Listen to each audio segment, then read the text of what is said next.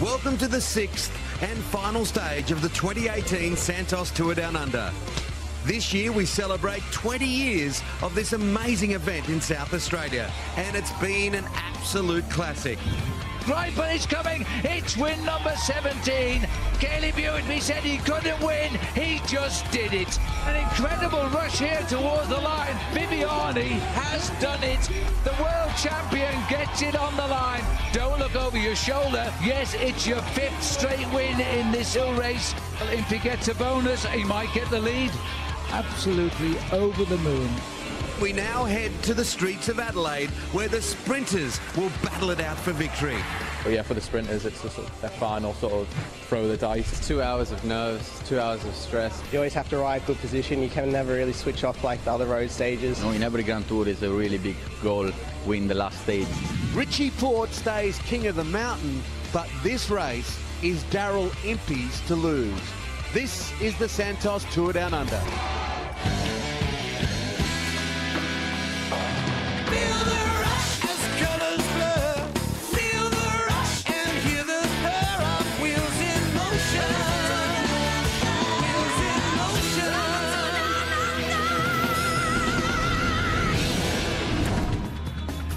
Great to have your company. Sunday in Adelaide, the final day, beautiful day. Be safe, be seen. Motor Accident Commission Stage 6 of the Santos Tour Down Under.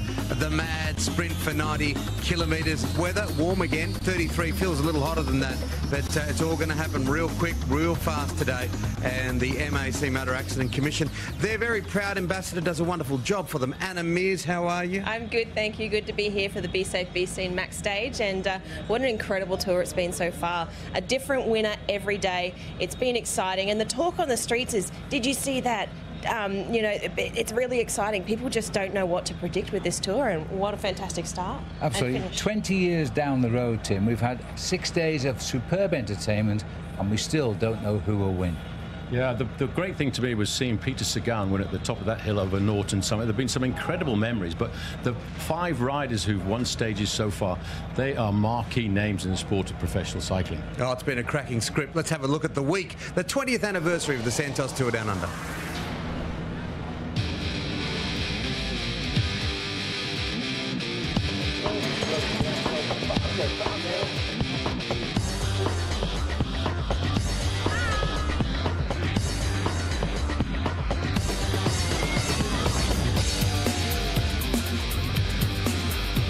One or two riders forcing a smile because, hey, the 2018 cycling season around the world is about to get underway.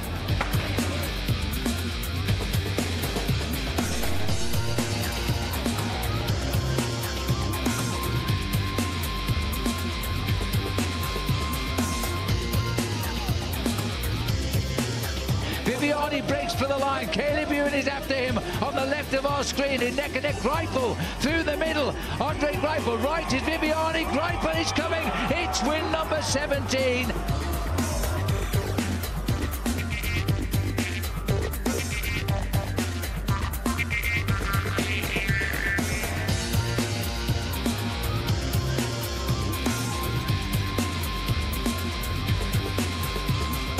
Caleb Ewan is going to make a dash to the line, and on the finish we said he couldn't win, he just did it.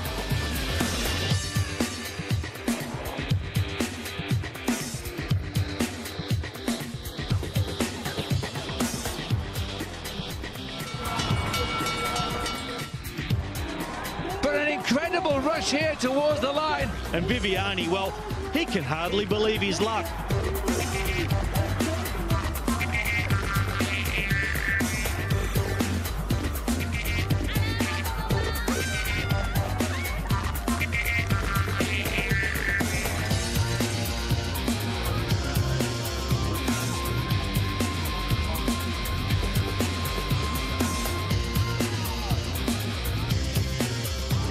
This is a determined effort by Daryl Impey as he comes up on the rails now. The world champion puts his head down. Luis Leon Santos in third. The world champion gets it on the line.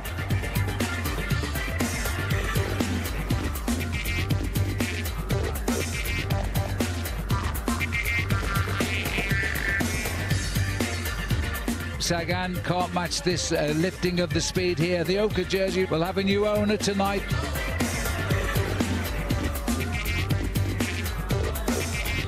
Here he goes. Well, you've got to do what has always been successful, the habit of a lifetime. And he comes up to the clock, grits his teeth. Yes, it's your 5th straight win in this hill race. What a powerful win for Richie Porte, of course, 5 in a row, just extraordinary. Now, he and Daryl Impey on exactly the same points. They went back to count back. Daryl's on top, and Paul, really, it's his race to lose. It's his ochre jersey to lose. It certainly is, just locked in on the same time there. That really is quite remarkable for those two guys. But we will see a lot of battles today for the sprinters because the points competition is yet to be decided. Phil, quite a week. It doesn't look like Richie Porte's going to get the ochre jersey, but funnier things have happened. Funny things have happened, and we could be going down to the 3rd time in the history of this race when we do have 2 riders finishing this race locked on the same time and going to count back. But at the end of the day, I really do think this race is going to have its first ever South African winner. Yeah, it's been quite a week for South Africa with Dlamini in the polka dot jersey of the King of the Mountain. Enjoy your commentary. It's been a wonderful week. We'll talk before the day's out, but it's going to be a great final day. We'll let you go, Phil. This is the Santos Tour Down Under, and the self-appointed Chief Executive Officer of FanCam has been out and about again, John Stephenson. And today he not only talks to the fans, but he talks to the superstars of the race. Here's John. How you feeling? Better after I go to the toilet. You want to get it out early, wouldn't you? On a stage like Well, today? you just got to go with the flow, you know. You can't force these things. I like how you put that go with the flow. Yeah, and then you go at a pee. Yeah, I meant to do that. FanCam. Big fan of yours, mate. FanCam loves you. Okay, thank you very much. So when you finish, you go home, you put on the coverage, fast forward to FanCam. Yeah, exactly. That's exactly what I do every day. Now you got to say for the people, with the people, but let's pretend like you knew that before. So let's stage it, okay? What am I saying? For the people, with the people, like pretend like you knew it. Okay. For the people, we're the people. He's meant to be my mate. You going up Wollonga Hill today? We might stop at the bottom and have a beer. Is that how you do it? I dream of going up like those guys. Yes. But I'm 80. It takes me a while. You're 80? Yeah. I would have gone for 45. But make me 45. We can do have something. all my money. Feeling good, champion? Don't cry, please. Not on FanCam. Oh, there's going to be tears. Stefo, superstar. Those vlogs back in the studio, they got no idea. You're out here with the people. Get into it. That's not from me, Timmy. Not that hard. Too easy? Yeah. Richie Porte's got nothing on you, champion. Nothing. Self-appointed CEO of FanCam, I think that you need to walk before you run. Just look at the crowd there, like... FanCam.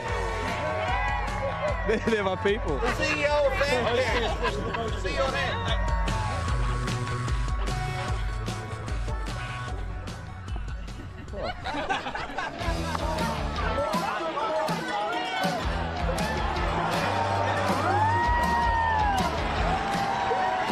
Well, there you have it, another classic finish to the stage at Wollonga Hill. Richie Porte making it 5 times in a row. But the real winners today, I have to say, have been the fans. Another classic day. Oh, the people here in South Australia coming from all other parts of this great country and all around the world. And it's a beautiful cue to welcome the Premier of South Australia, Jay Weatherill. We're in a great spot here on the Torrens. So many people have come. Yeah, it's just been magnificent. I mean, the fantastic Riverbank precinct showing off the festival centre, the magnificent new convention centre right behind us. And we're just seeing so many people come from interstate and overseas. And it's great to hear the people in the restaurant saying it's great to speak to people from other countries and just learn about their stories. It really just adds to the vibrancy of the city.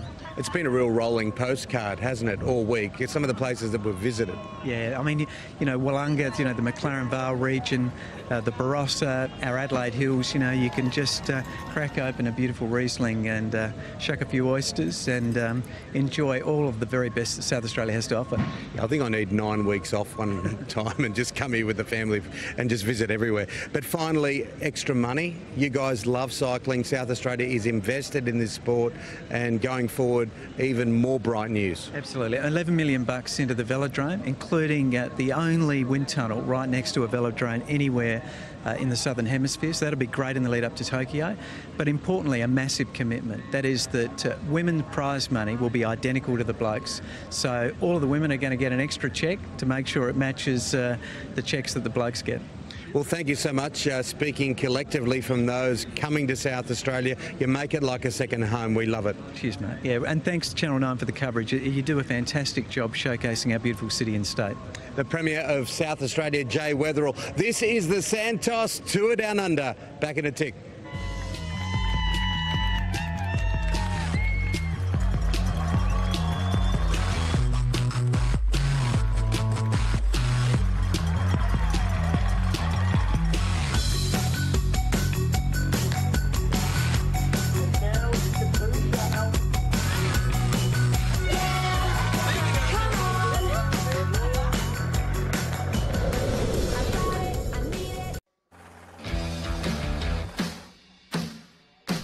Yeah, I think stage 6 is probably my favourite one. It's a little bit shorter than all the other stages, and yeah, it's a pretty hectic one. For the sprinters, it's a huge chance to get a win on the board, and you know, it's certainly not a parade. It's a real bike race. Last year, actually, I moved onto the podium on that last stage with the bonus second, so I think it's an important stage as well, and it's always another opportunity for us to take a victory. With a really fast corner, and it's a proper speed, high speed sprint. So for us, for a sprinter, I think it's the most important stage to win. It's a really good finish, really fast, coming down off a little descent and hitting the last few hundred meters. So it's really exciting and a lot of speed. So it's one I think all the sprinters want to get. Welcome back, Channel 9's Wide World of Sports. Yeah, there, the sprinters. We've got a really strong sprinting field this year as we welcome Jens Voigt. It's going to be a good stage, Jens. It's going to be a good stage indeed, and I already picked my podium. Okay, go. Tell me. Andre Greipel's going to win, Peter Sagan second, and Caleb Ewan third. Okay, there you go. Jens Voigt's got his crystal ball out. Let's have a look at the track map, Paul. Yeah, it's a route that the riders know. They've ridden this route for a number of times over the last couple of years. It's the final stage. It's the Be Safe, Be Seen Max Stage 6. It's 90 kilometres and it's 20 laps of a 4.5 kilometre circuit. And I can tell you one thing, it is really hotting up here in the Adelaide CDB. Get a chance to see there, sorry, Tim, all the start and finish is there in King William Road. They go straight up. There's a hairpin bend at the bottom, but this is the sting in the tail on this course. So they go around there, Montefiore, and they go around there 20 times. There's 2 King of the Mountains points, and there's 2 sprint points to get time bonuses out on the course. Yeah, we can hear all the noise in the front of the fair, all the cars going past behind us. That is part of the festival of cycling. That is the Santos Tour Down Under. So that is what all the noise is about. Now, the KOM, King of the Mountain, Dilamini from South Africa, just extraordinary, Anna. Yeah, really wonderful and just a genuinely nice guy. It was great to see him being interviewed and being out there every day this week in the breakaways, trying to collect those points, and he's done really well. He leads it with 48 points. Yeah, there's only 6 points available, so he's pretty much got that wrapped up. All he has to do is get himself down towards the finish line today safely, and he'll win the Subaru King of the Mountains competition. And there's the Adelaide Oval. Doesn't it look just absolutely magical? Of course, a one-day game there. You'll see that on Channel 9 on Friday. But there's the sprint, Jens. Peter Sagan. Well, he does lead, but his lead is not as comfortable as it could be, so he still has to fight to keep their jersey against Caleb Ewan, and Daryl Impey as well might have a word today. And look how tight it is between second, third and fourth. There's only 1 point that separates all those gentlemen. So while some people might think Daryl Impey will be able to take away the Oka jersey today, the sprint contest is certainly up for grabs. Who do you think will win, Paul? Well, I was actually going to go with Jens, not just because Jens is a German, but I really think that Andre Greipel is on the top of his form. And it's a long way from the final corner up to the finishing line behind us. So I think he's got the power that he'll be able to unleash this year. But with the Oka jersey, with regards to the Oka jersey, it's 100% Daryl Impey's to lose. Most of us, all of us, think that he will be there in Oka at the end of the day, but he's going to have to navigate this course. Let's get the preview. Here's Robbie McEwen.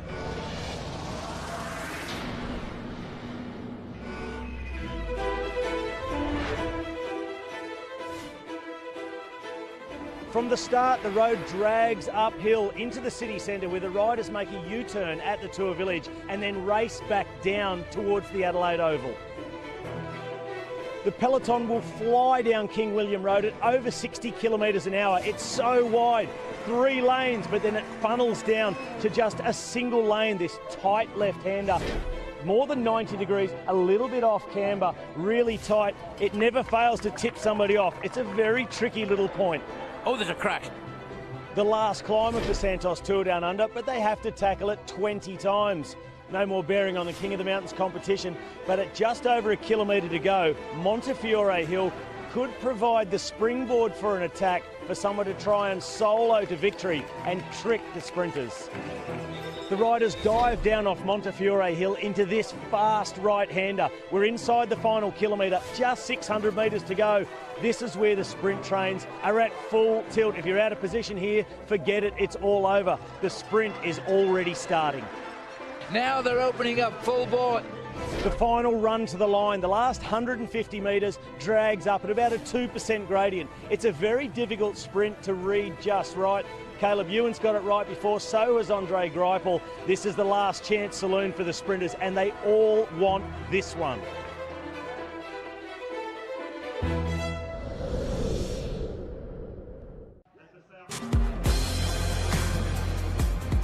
Huge day, Channel 9's Wide World of Sports, the final stage of the Santos Tour Down Under. Of course, Australia plays England in the cricket, so it's all happening here as we welcome Jens Voigt and Paul Schuhen back. Jens, look, it's been hot all week, blisteringly hot, up to 45 degrees at times. It's warm today. How do you think the riders are heading into this final sprint? Well, all riders, all teams know this is a very important race. So they come early. They have like 10 days, a week at least to adapt. So they should be ready. Plus today it's a shorter stage and it's a late start. So they have enough time in the morning to sleep in, recover a little, drink enough water. So they should be ready. Last day, they're all ready for a big show. Paul, on a lighter note, when you saw who was doing the clothing this year, you must have been very happy because you're a massive RM Williams fan. You can even put your foot on the desk, can't you? Well, will you do it or you won't do it? Well, why not? There you go. I've got my RM. There's the branding from. But you know what? The thing is, he's agile. What really upsets me a little bit is I ordered a bunch of the trousers before I actually arrived in Australia. Oh, but anyway, it's okay. And someone gave you some. Oh well, you can be Santa Claus in February. All right, no, but thanks very much to RM Williams that fixed this all up. You were saying something, Jens. No, I just said teams are ready for today. I still stick with my pick under Greipel today.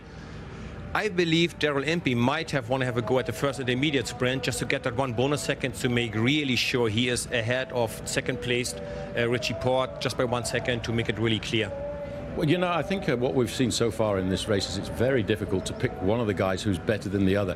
I have a little gut feeling that Peter Sagan, now that he's got into his winning ways already in the month of January, he'd like to try and get himself another victory on the final stage. But, you know, let's not forget Caleb Ewan, the pocket rocket, racing on home soil. Yeah, it's going to be great to watch. Well, a lot of our riders are still a bit shell-shocked after being invaded by fan cam today. Of course, Johnny Steff went and spoke to a few of them. Then Robbie McEwen caught up with them and asked them about the race. Here's Rob.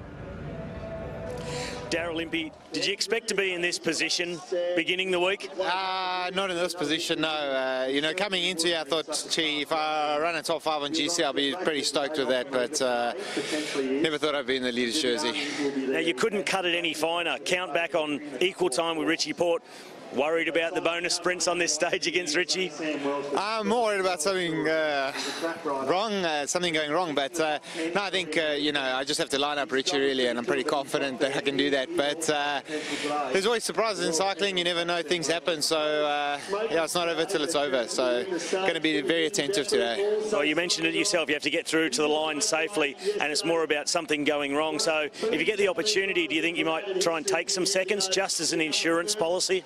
Well, look, I think if the opportunity is there, it'd be stupid not to. Yeah, so if the opportunity is there, I'll go for it. But, you know, try and save some energy for the final for Caleb and, you know, and finish with the jersey on my shoulders, the main priority today. Thanks, Daz. Thanks, man. Andre Greipel, you've been a stage winner already in this race, but this final stage, you've won it a number of times. You know exactly how to do it. You've been looking forward to this all week? The course changed a little bit since I did it the last time, so it's a bit different. I like the corners before the finish in the park a bit more. Now it's of course everything about positioning on top of the climb there, and yeah, of course you have to time it right as well. A bit crosswind towards the finish and slightly uphill. Hopefully we have the legs. I think Good luck. the team are ready. Peter Sagan, you're in a familiar coloured jersey for you, a green jersey. You've won 5 at the Tour de France, now leading this competition at the Tour Down Under. What's more important, win the stage or defend the jersey? Oh, well, it's very important win the stage and stay good. Keep calm with all, or stay relaxed with all the team. And now it's become also important green jersey. Then for sure I want to take it to home. We just do nice shots, thanks, we're all done. Caleb, you're a 2-time winner on this circuit. It must give you a lot of confidence and that hunger from what happened a few days ago in Victor Harbour? Yeah, you know, I think this kind of circuit suits me, and also the finish suits me, like the slide uphill. So yeah, I think I want to obviously get another stage win before the end of the week, and this is obviously the last chance. So yeah, hopefully we can go for a win again. And a slight change to the finish straight. It's a little bit narrower this year due to the new tram works. A little bit less room to move, so you need to be better organised and really in position. Yeah, I think. Well, it's not actually that much narrower. It'll be all right. I don't think it will change too much, to be honest. Squeeze through any gap that's there? Yeah, exactly. Yeah, the pocket rocket, he's had an interesting week, hasn't he? It's sort of a lot of people predicting him to win that People's Choice Classic, and Peter Sagan did it. Then you go to stage 1 on the Tuesday, and your countryman for his 17th win, Andre Greipel, and then Caleb came out and won the next day. Then he tried to let his teammate win, and he lost that one. It's been an interesting week for him. It was indeed, and I really must say I am deeply impressed by his performance in Sterling. I would not have put too much money on him. He really surprised me, and that is going to be a start to a great season for him. I don't think anyone would have put money on Caleb Ewan in the Sterling finish, and that's an indication that he really is in great form, and it could be the final lead out down to the finish line here, because that is the, I mean, and it's also the hill Montefiore the last time. Riders have got to hold their position on that climb. Yeah, and of course he'll be working a lot for that man, Daryl Impey, the South African, and he cannot take the smile off his face. Saw him in the lift last night. Happy man. Some of the tweets he's put out, just over the moon. Has worked so hard for others. Such an all-rounder, such a wonderful athlete. Indeed, it's a very well-deserving jersey he's having there. He helped a lot of other, especially Australian riders, to shine. He helped Simon Gerrans getting yellow jersey in the Tour winning stages, and that is so deserved after many years of hard work that finally he got his day in the spotlight. I think what's quite amazing really is there are 2 South Africans leading 2 competitions here, and I spoke to Nicholas Dlamini, who leads the Subaru King of the Mountains, yesterday, and he said, you know, I've looked up to Daryl Impey for so many years, and it's going to be absolutely fantastic to get onto the podium with him at the end of the day. There's the glorious Adelaide Oval, of course. A lot of money spent to renovate that. You can walk straight up into town. It's a fantastic place to come and watch cricket. Jens, do you know anything about cricket? I know it's very bad that if you're out for a duck, and if you're out for a gold duck, you're about to shoot yourself. Oh, maybe not that grim, but that's not bad. You get out for a duck, you don't want to, yeah, that's what a lot of the batsmen and cricketers say. They don't ever want to see any ducks in the ponds that morning because it's a bad sign. Paul, so Daryl Impey, he's going to win, isn't he? He's going to walk away today from Adelaide with the ochre jersey. So that smile that he had yesterday when he got that jersey on countback from Richie Porte was enough for him to know that something catastrophic would have to happen for me not to win this race. Well, he's alongside Richie Porte there as we look, and you know, he's a solid rider, Daryl Impey, and he knows that Richie Porte is not a sprinter. Richie Porte is a guy for the Tour de France, for the mountain, so I think it would be almost impossible for Richie Porte to go out and grab a couple of seconds, and if they were sprinting, you'd be absolutely certain that Daryl Impey would be right on his wheel. Did you enjoy this race? You did it many times this particular day? I always did. I mean, this day was not my specialty. The breakaway has 0 chances to make it, so I was always in service of my teammates for sprinters. We tried to get Giorgio Grigli bonus seconds back in the days, you know, to make him win the race or at least be on a podium. So it's a really good race. It's great for the people because they see the riders coming past 20 times. It's just awesome. And a really lovely moment last night. Very quickly though, Paul, we had 13 of the 14 winners of the past 20 years honoured at the Legends Dinner. Standing ovation from 1,700 people. It was extraordinary. It was I was a little bit emotional last night when they actually, I've never been to a professional bike race anywhere in the world where they assume all of the leaders and bring them back, all of the former winners. It was a magical moment. Yeah, it really was. Everyone was on their feet, giving them a round of applause. 13 of the 14 winners we've had so far, but it's race time. Let's get to commentary.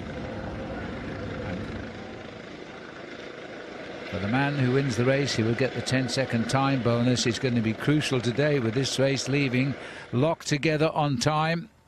This is a course which has provided us with great excitement over the years. It's always fast and furious. I'm not so sure we were expecting the weather temperatures like this. Nobody talked about it last night, and they always do here in South Australia, but it's gone very, very hot indeed.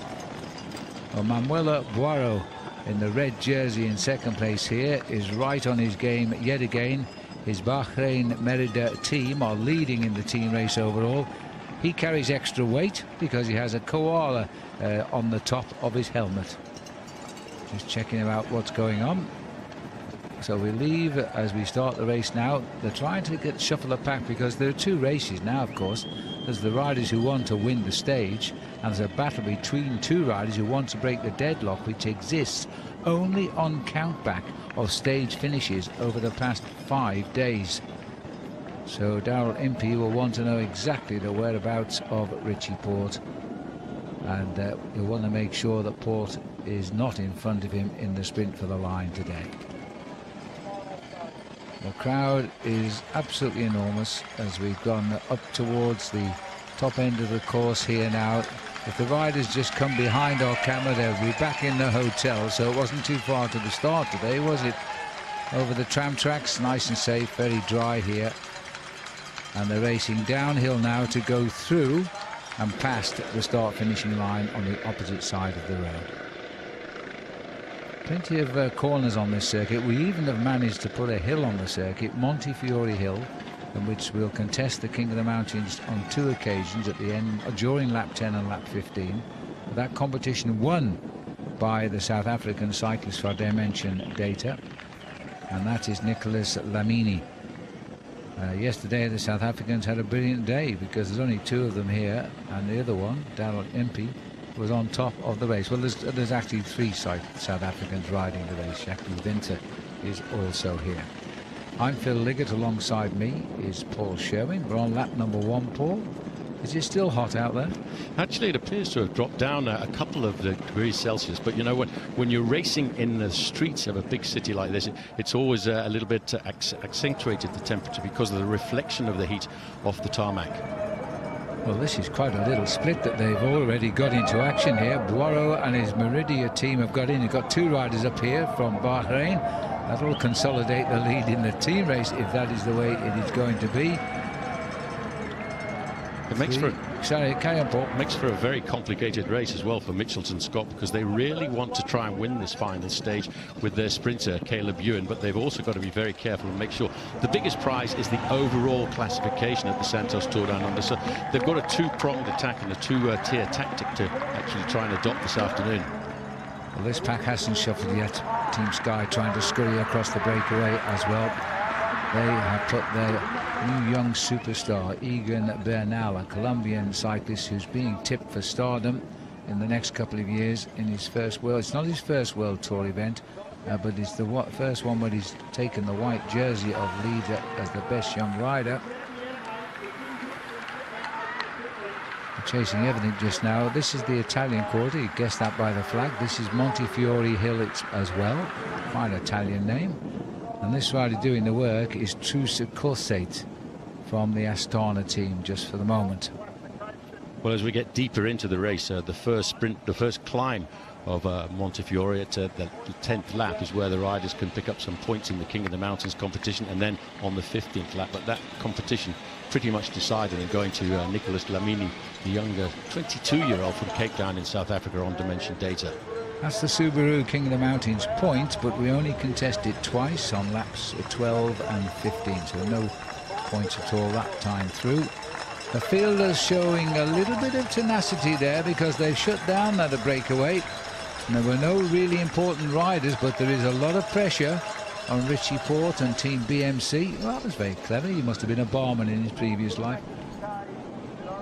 To try and get these seconds and build on the situation, because we're locked 0 time between 2 riders today. It's happened twice before in this event over the 20 years. It was won in 2003 by Mikael Astelotha, who beat Lenny Christensen of Denmark. It happened again in 2012 when Simon Gerrans won, beating Cadel Evans, both on the same time and winning on countback. Again, I remember that finishing circuit. It was a very nervous day for both of them because there were time bonuses available, but at the end of the day, they came out equal. Getting the feel for the lap now. This rider doesn't intend to stay out on his own. He would hope that somebody reaches him pretty quickly. With the temperatures like they are, road conditions are perfect. 19 to go.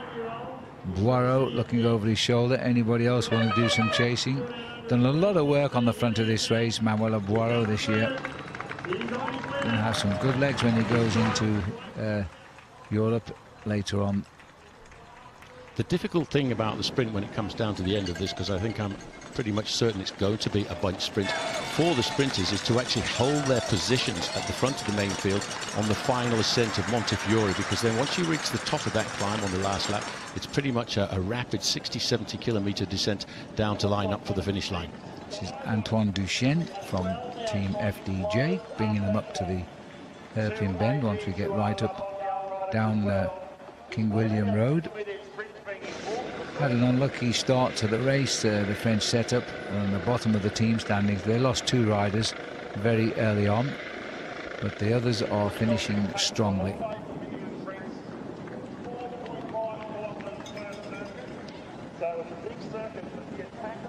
I think what's remarkable about this week of racing we've been up to now, we've had 5 different stages and 5 different stage winners, and it's very difficult in the early part of the season to actually pick if any of these sprinters are better than the other. It's just after 7 days of racing, because they had the People's Choice Classic just before the start of this race, but I'd give a little bit of an advantage to Peter Sagan and Elliot Viviani. So there they are, they're making the turn beneath the Hilton Hotel, where they'll be going home later today. The race is now on, and there's no gap at all amongst the peloton.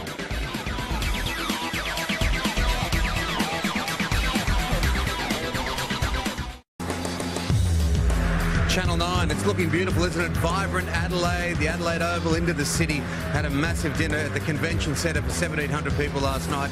The Legends dinner, where 13 of the 14 winners of this great race were all there. All 14 were on it. It was quite a night. And the man that was there up front and centre looking $1 million was the Chief Executive Officer, the self-appointed Chief Executive Officer of FanCam, and he's with me now. Why do I start to laugh when I say that? I don't know. Did a great job last night, Tim. Awesome night. 1,700 people at the convention centre. So it was quite a spectacle. It was nice. Now you came here. We had a number of pre-production meetings on the phone before you came here. You said you wanted to take FanCam to a new level this year. Do you think you've done that? And I think we've done that, Tim. I really do. I mean, my shirt came off many times. You love getting your shirt off. Look at him. You know, next year I'm looking for security. I need security, because when I head out in the streets, the people are really they're really enthusiastic about FanCam. I'm thinking maybe getting my own car, own T-shirts, maybe some merchandise. But it went gangbusters this year, Tim. I had a lot of fun. I was out there with the people you see me. I even got a chance to go to Port Adelaide. Went to a fabulous restaurant called Carmine's. Had a great dinner there. It's just been a great time out here in South Australia. Yeah, and every single opportunity, not in that vision, but some of the earlier stuff, every opportunity you had to rip your gear off, you did it. But it's good because it's for the people, Tim. And I'm a selfless guy. You heard all the commentary when every time I was out in the streets. There you go, you see me just riding on the street, FanCam. So then the people know I'm spreading festive cheer. The FanCam festive cheer is what I spread. What about the whole idea of being serious just for half a moment? You are a Commonwealth Games gold medalist, you're a World Championship medal winner, you've taken silver at the Olympic Games, you've been to a lot of big events. What about the amount of fans here and the amount of enthusiasm for this race? Look, I said yesterday when I was walking up Wollonga Hill, I call it the people stage, because they come out in droves, they get behind all the riders, they set up camp. I had so much fun yesterday. Every time I start this tour, you go into that mentality of you got to bring yourself and make sure you deliver, because we're out here working. But I have a ball, man. I have so much fun out there with the people. I know I joke around and I came up with slogans, but just meeting different walks of life, meeting cyclists, just general people that don't even like the sport, but they come out here and watch the sport because they just get involved with the Santos Tour Down Under. Well, that's it. And the way you talk yourself up, a lot of people would be excused for thinking that you love yourself, but you don't. I spent half my life saying, no, he doesn't. He's actually a decent bloke. He doesn't love himself as much as he comes across. He doesn't. Honestly, that's the worst summation about me ever. All right, John, I love you. Let's get back to some racing, of course, because this is the final stage of the Santos Tour Down Under. FanCam has ended.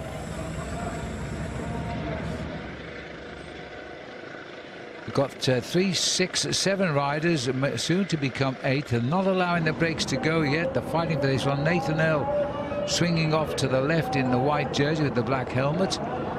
Bahrain Meridia have got one rider here, and I'm pretty sure it's Matteo Bono who's joined for them. They lead this race on team. And the rider just taking them around the corner. Truce Corseth, 106. 175 is Alex Frame on the Trek Segafredo.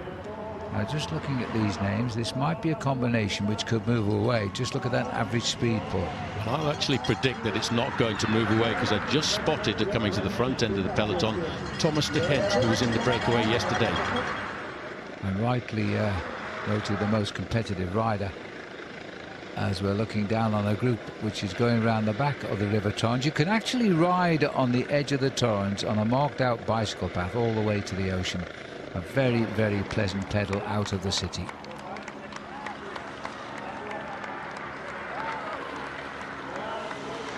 Getting themselves nicely into gear here at the moment.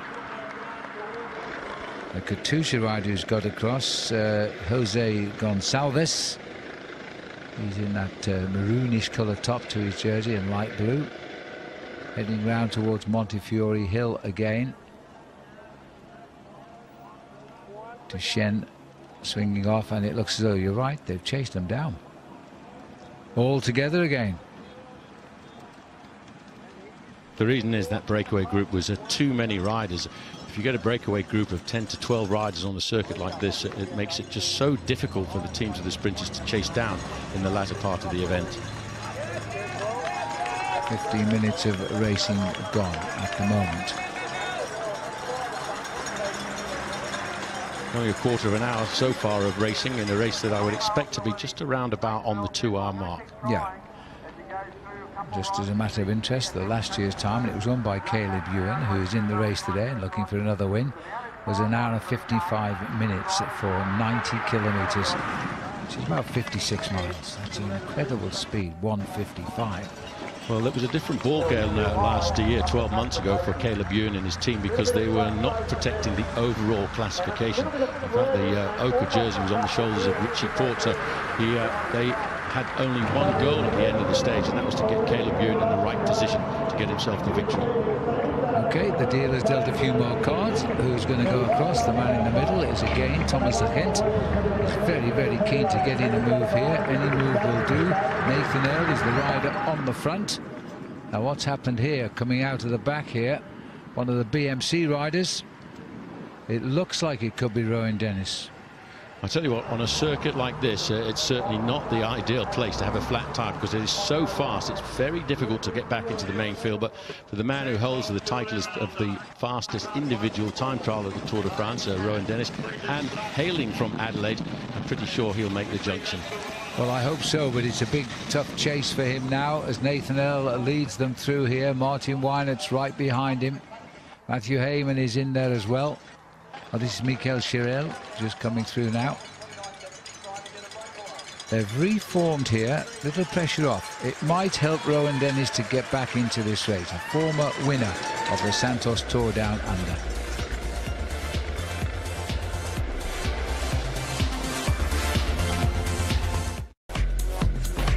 It's 90 Ks, 20 laps, the Be Safe, Be Seen Max Stage 6 of the Santos Tour Down Under. Robbie McEwen, let's talk tactics quickly before we get back to racing and the intermediate sprints. Let's start there.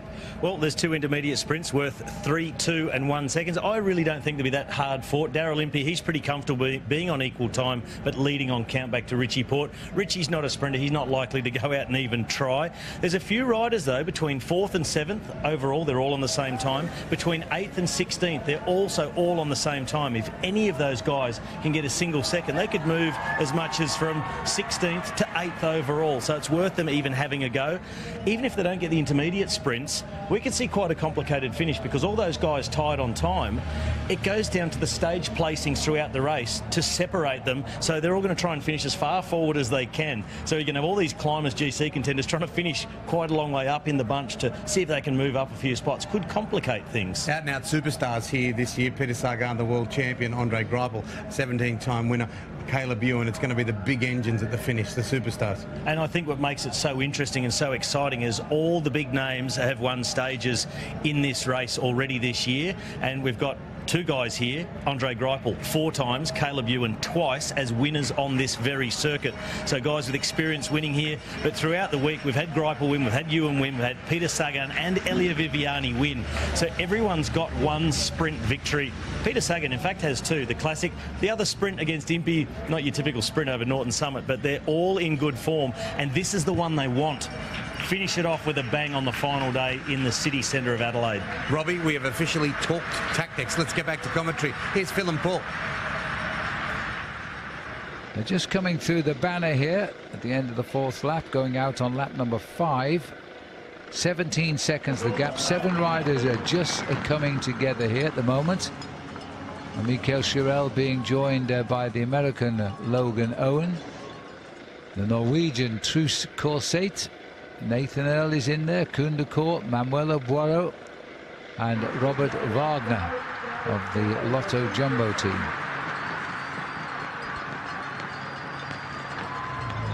There's Peter Sagan, a quick glimpse of him in the green jersey there, wearing number 11. I've just got a gut feeling that Peter Sagan is actually nursing a little bit better form than he did at this race 12 months ago. And we interviewed him last night. Did you say Peter Sagan? Eh? Peter Sagan. Okay.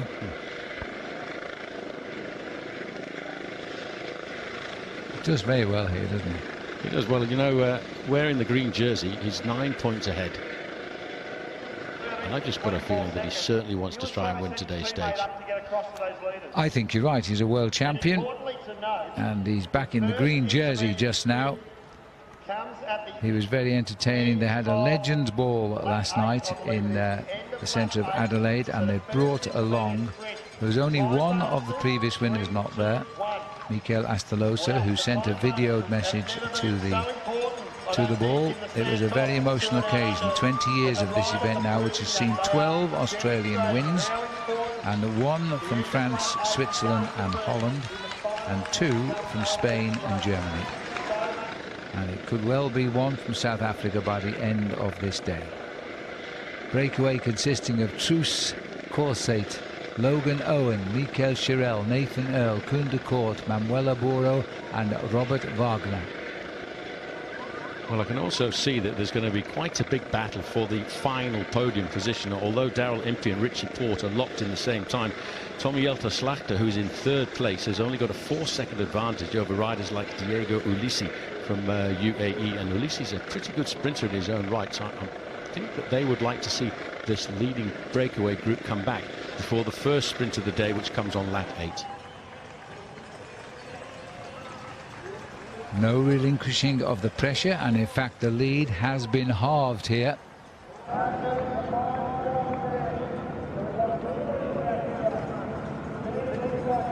Average speed 46 kilometres an hour, so since those 49 kilometre an hour openings laps, with the establishing of the breakaway, they're settling down to the pace. By the look of it, Logan Owen and Truls Korsate. Truls.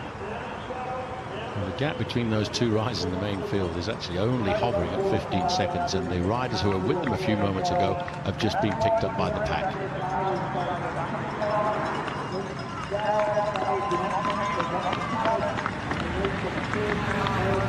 Logan Owen in the pink. New team this year, the EF Education First Trapac team.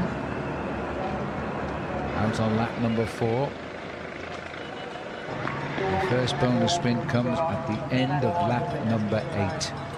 Just look at that now. The main field is spreading out across the whole of the main road, and that's the indication the pressure's off for a little while. They'll probably allow those riders a fair amount of freedom before they start to get organised a little later on in the day. And they certainly thinned them out before they made that decision.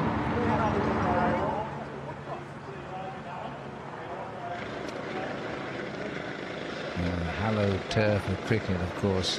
In Australia, cricket is a big number, and some of the most famous matches in the world have been played down in the Adelaide Oval, not least the test matches against the English, Lovely statue of the great cricketer Sir Don Bradman on the outside of the ground down there.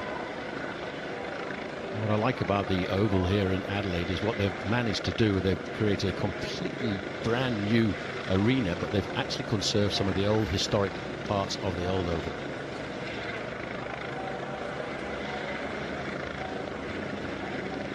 Interesting, but last night the local government here, South Australian government, announced the decision they'd taken, and that was to give the women's race, the Santos Tour Down Under women's race, which finished as this one was about to start, total equality in prize money. So the women who had all dispersed will be receiving cheques in the post, which to bring them up to the same level as the men. Of course, that was greeted with a great aplomb. Laurent Didier, who was the top man there on Trek this week, and he's trying to do something now. Block is on as they go over the top of Montefiore Hill, and the gap has grown to 25 seconds. Looks like a combination that could work. Daryl Impey won't be complaining. Tucked on the inside around that bend. Perfect scenario for him.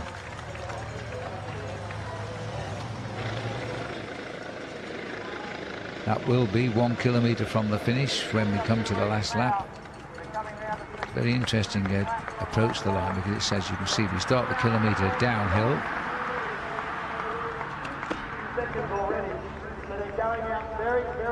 Impey over to the left. 15 to go. Remember, the first intermediate sprint is after lap 8. So these riders have got a few laps to go yet.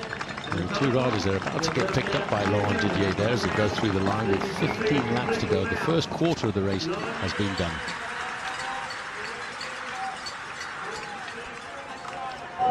St. Peter's Cathedral there just in the background. Look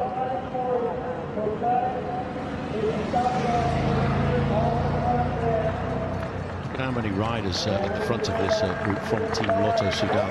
I think they've got a lot of confidence in their sprinter Andre Greipel. Let's not forget that the last two times when Caleb Ewan won this final stage, Andre Greipel was not there. So the peloton coming up towards they completing this lap now. All having a little chat now. Now the decision has been made. The chase has turned off. An interesting move. Two riders clear. Laurent Didier is now just about on with them. So we've got three ahead. Logan Owen, Truls Corsate, Logan Owen and Laurent Didier. That's a nice little combination, that. Well, this is a circuit normally reserved for the sprinters, and one of the great sprinters here this week is Elia Viviani. New team for him. He's now on Team Quickstep, and he's already won a stage of this race.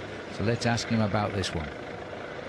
Yeah, it's always a really good ambition for the sprinter, the final stage. You know, in every Grand Tour is a really big goal win the last stage, because he's always in a good circuit, in the fast circuit, in the center of the city, in the biggest city. So that is a good goal, and maybe it's the last of the week, but it's maybe the best, because if you win in Adelaide, you win in Adelaide. So.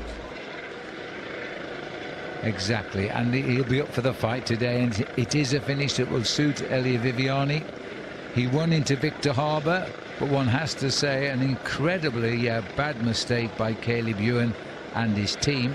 Led him back into the race at 200 metres to go, and he pounced like a falcon on a bird. He just ripped it. Well, he spent a fair amount of time in Adelaide before the start of the Santos Tour Down Under. In fact, he borrowed a bike from a former Tour de France rider who also lives in Adelaide, Stuart O'Grady, and he went to train on the big, fast velodrome here. He admitted the velodrome was extremely fast, but in fact his team manager, Rick Van Slyke, who used to ride on the six-day circuit when he was a professional cyclist, was actually motor pacing him around the velodrome. He's totally dedicated to his training in every direction, so he deserved his win for just doing that, I think. There's Logan Owen in the pink, the American Education First team. There's this lovely crowd. We're right in downtown Adelaide here. It's a Sunday morning, of course, so everybody enjoying it. And there's a huge encampment there with big screens, coffee bars. You can relax and watch every stage from downtown Adelaide. You don't have to go anywhere to watch this event. today, not too far from the Adelaide Oval or by the Conference Centre, is the VIP gathering there. Should we work? Should we ride a bit harder? It looks like water's the favoured drink, and I'm not surprised. It is very hot here. The River Torrens in the backdrop looking very inviting right now. Well, I think in the peloton they'll be a little bit concerned once they start to see the size of this advantage. It's crept up now to 62 seconds. We're only just gone through the first quarter of the race, but they won't want to give them too much more freedom than that.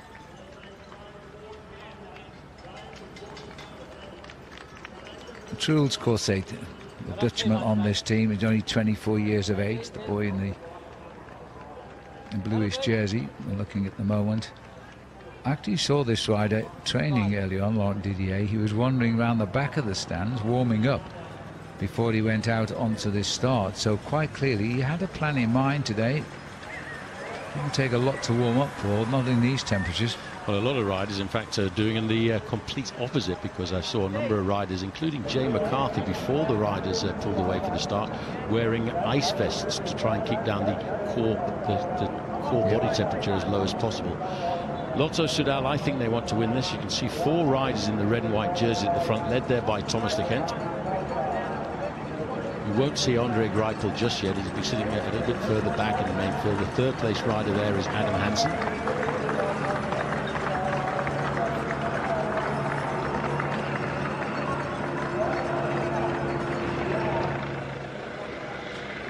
Despite the fact those riders are away, they're not going to allow them to go much more than a minute 21. I'm surprised they got as far as that. They put Thomas de Gent on the front for the German team. He wants to keep this race reasonably close so they can close it down eventually and bring Andre Greipel into play. Logan Owens, one of the development squad that comes from the team of Axel Merckx, who is the son of Eddie Merckx, probably the greatest cyclist who ever pedalled a bike. And he's watched his team riders nurse them through to become stars in America and then see them pass on to World Tour teams. And Logan's turn is now. He's right on the front there. He came over at the end of last season from the Axion Hagens Behrman team, and he's now facing up to a World Tour season, and he's in the breakaway, so he's settled in well. He certainly has. Axel Merckx has had a real knack over the years of picking and choosing these young riders and bringing them onto his squad and developing them. And it must be quite tough, really, because as soon as he brings a rider up to the top level of the sport, they get picked up by the World Tour teams. There he is.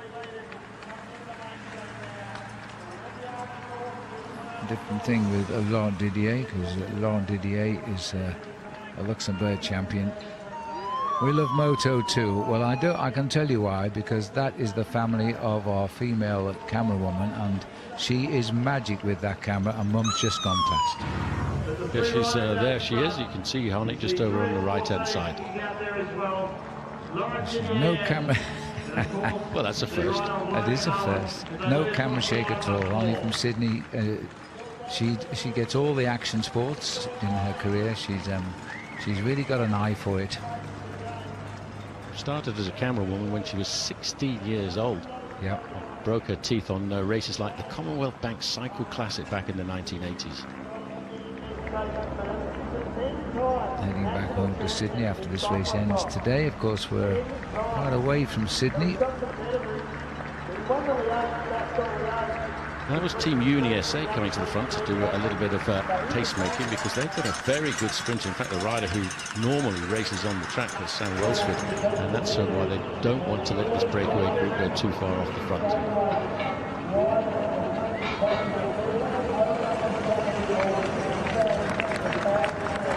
All the teams this year, all the teams are finding their teammates to run close to them, just to see exactly where they are. There's a little pleasure boat nipping underneath on the Torrens. It's actually about the coolest part of the course there, because there's a really nice chill breeze coming down the River Torrens. That's probably the coolest part on the course for all of these riders.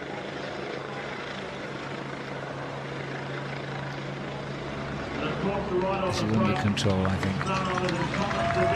3 riders versus the rest.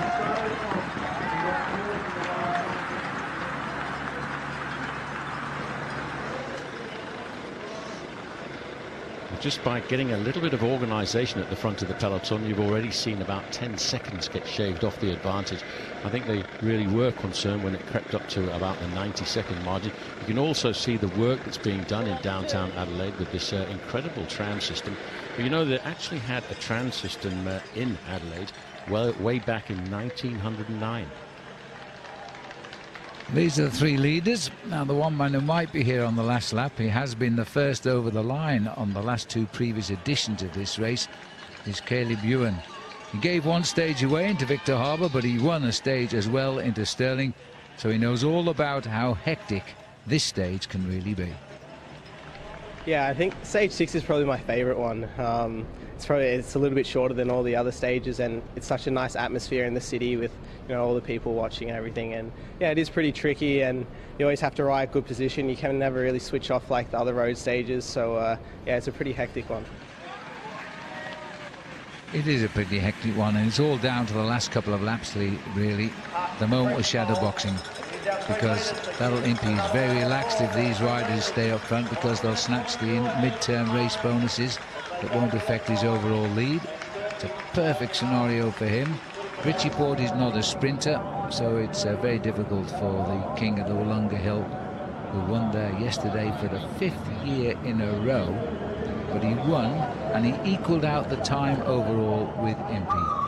I mean, a blink of the eyelid, he could have been 1 second in front or 1 second behind, but the clock was perfect. After 5 days of racing, 2 riders have covered the course. I think it's half a second different, but we don't count half seconds in cycling. But can you imagine the kind of race we would have had if it had been Richie Porte in the lead with a single second's advantage? Because Daryl Impey, in his own right, is a very good sprinter. We would have had a real game on. As it is, he's been put on the defensive, and 3 is a perfect number just now. We come to the end of lap number 8 is the end of that lap, is the bonus sprint for 3 seconds, 2 and 1. And they'll be ticked off on Impey's register for sure. Minute 17. They won't chase these riders down if they can help it before the end of lap number 8. Current speed 58 kilometers an hour. That's just on 40 miles an hour. All of our pictures are literally going around the world, or any part of the 24-hour clock. Somebody is seeing the Santos Tour Down Under throughout those 24 hours. I think it's still yesterday in the United States. It's coming up to the afternoon here, just into the afternoon here in Adelaide. Early morning in South Africa, and I hope they've all got up to see Daryl Impey push this one home. He's one of those riders I don't think anybody will be upset about the fact that Daryl Impey has managed to get himself the overall lead. He's one of the riders who is very much liked in the main peloton. Popular guy, worked very hard to get where he is, and there's no regrets on anybody's part if he is to win, not even on the part of Richie Porte. Richie played his best cards yesterday and gave it his best. His best wasn't good enough. There's no reason to be disappointed.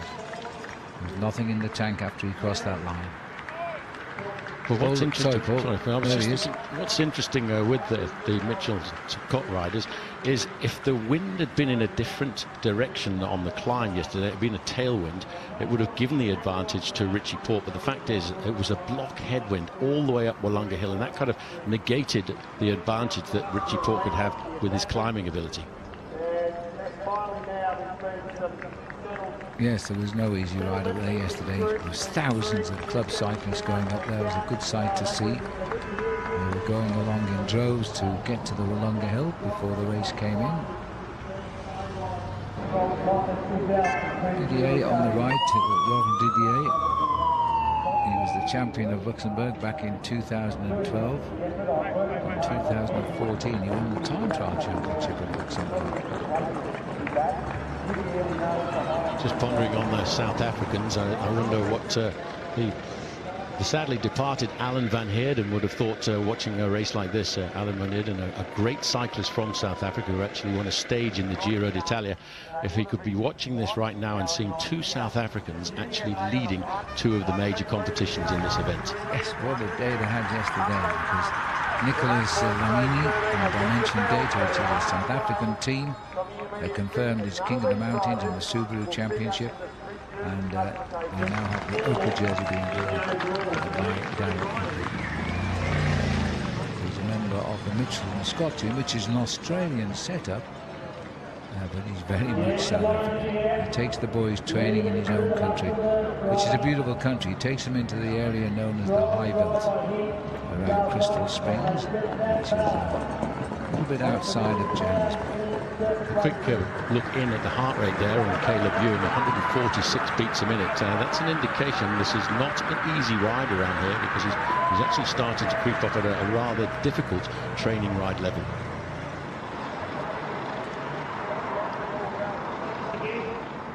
So they've gone through. Didier, Owen and Corset. 13 laps to go. End of this lap should be the sprint. Oh, there's the bell. Thanks a lot. I always get paranoid about keeping records on laps, because it's so easy to miss one. Damien Howson going through, teammate of Darren Impey. Well, it's also a little bit difficult at this race as well, because they hand out free bells to the spectators at the side of the road, and you never can differentiate sometimes between the publicity bells and the real bell, but that was the real bell.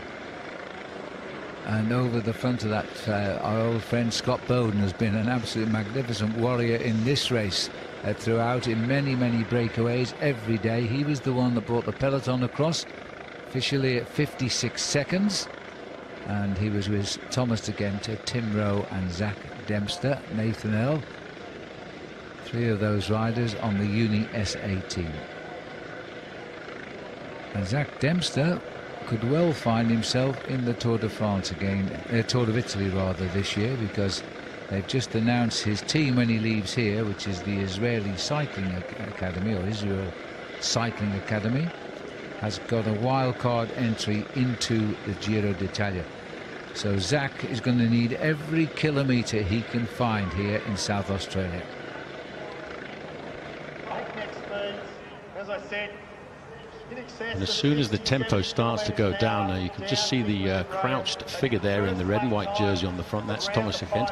Yesterday he was in the breakaway. He was hoping that he would have held on to a little bit more of an advantage over the top of Wollonga Hill from the breakaway group, because he was actually trying to win the stage. But today he's in a different role reversal, if you like, because now what he's trying to do is keep that gap pegged. They're trying to just do the pacemaking for their man Andre Greipel. If you see the rear of Thomas de Gent, here he is on the front. He has a red number on today because he was voted the most competitive rider yesterday, and it was a great performance. Always doomed to failure because of the Wollonga Hill, but he gave it his best shot. He wasn't caught till half a lap from the finish. There's his red number. Average speed's gone over 25 miles an hour now. 40.6. A little chat there from Laurent Didier, the most experienced rider in this leading breakaway group, number 171, and I think he was actually just trying to say there to Logan Owen, you know, I think we need to just knock it off here, because we're not actually opening up our advantage, and they've started the chase behind. Look at the conversation going on. Don't give up now, boys, because that'll open it wide open. If they get picked up, it'll be a race for those time bonuses. And Didier trying to say something to Truth's Corset. He doesn't seem interested at all. What's going on? Well, he was just pushing the push-to-talk button on his two-way radio there to talk back to the team management. I think what's going on there, they've got the information that there's a real hard, serious chase, and there's no way they're going to allow a breakaway group to succeed on a day like this. Well, this would make an interesting turnaround if they do sweep them up. As we head up towards Montefiore Hill, the prize is over the top and up at the finishing line. 3 seconds, 2 second and 1 second time bonuses. If these 3 were caught, then it will be open house time.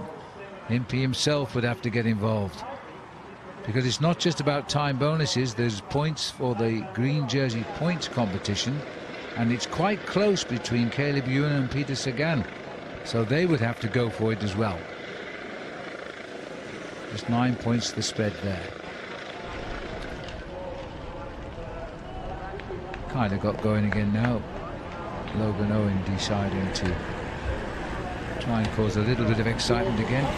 Didier in second place.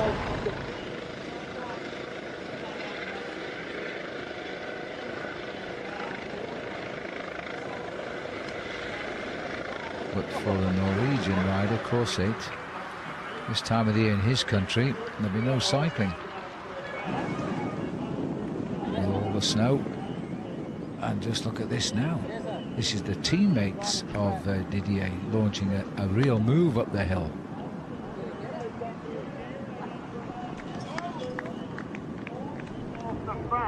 And they split up. Logan Owen's going to have to go alone. There is going to be a sprint from the pack now by the look of it. There's a problem there, in fact, for the Astana rider, Korsate. He's pulled off to the right. He needs a wheel, I think. It's completely imploded, this breakaway. They're all looking around. Didier's going back to the main field. What can you see there, Paul?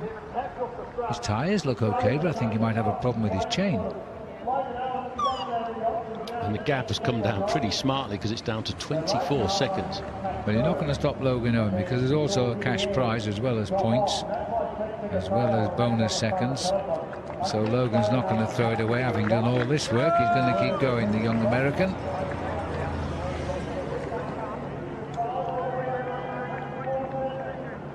Just making sure what's going on behind. He's no idea what's happened there. Neither have we, frankly. But it does look as though Truls Korsate has got a problem. Well, just watch out here. He's going to take first position and 3 seconds time bonus. But if those two riders behind get pulled back by the main field, in fact, the main field, the front end of the main field are coming up to the line. They've come through on the top of them. Astana riders are here. It's a battle for... Oh, there's a bit of a clash there. It's, Sanchez, who's just come over the line there. And that's an interesting bonus for Luis Leon Sanchez. He beat Guerrero in the sprint. And the other guy, I think, was Oscar Gatto. That 2-second time bonus for Luis Leon Sanchez will plummet him up the overall standings from 17th up into 8th place. So just 2 seconds has moved him right up there. Yeah, he was sitting in. Well, there's your answers. That's why the Astana riding the breakaway sat up.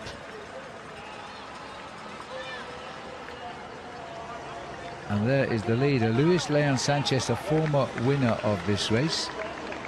And he's still riding extremely well. In fact, I thought he was going to really pierce the top 3 on the road into Uredla the other day. But he found the last climb a little bit too hard. Very clever move by Luis Leon Sanchez there. So, as they say, the race is never done till you cross the final finishing line, and Sanchez, a former winner of this race, is now moving up amongst the leaderboard. Good sprinting by Luis Leon Sanchez.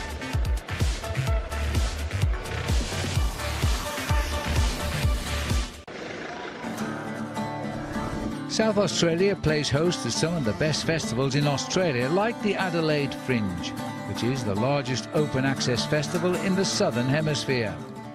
Then there's the cacophony of sounds from around the world, and that is WUM Adelaide, featuring song, dance and stories from around the globe.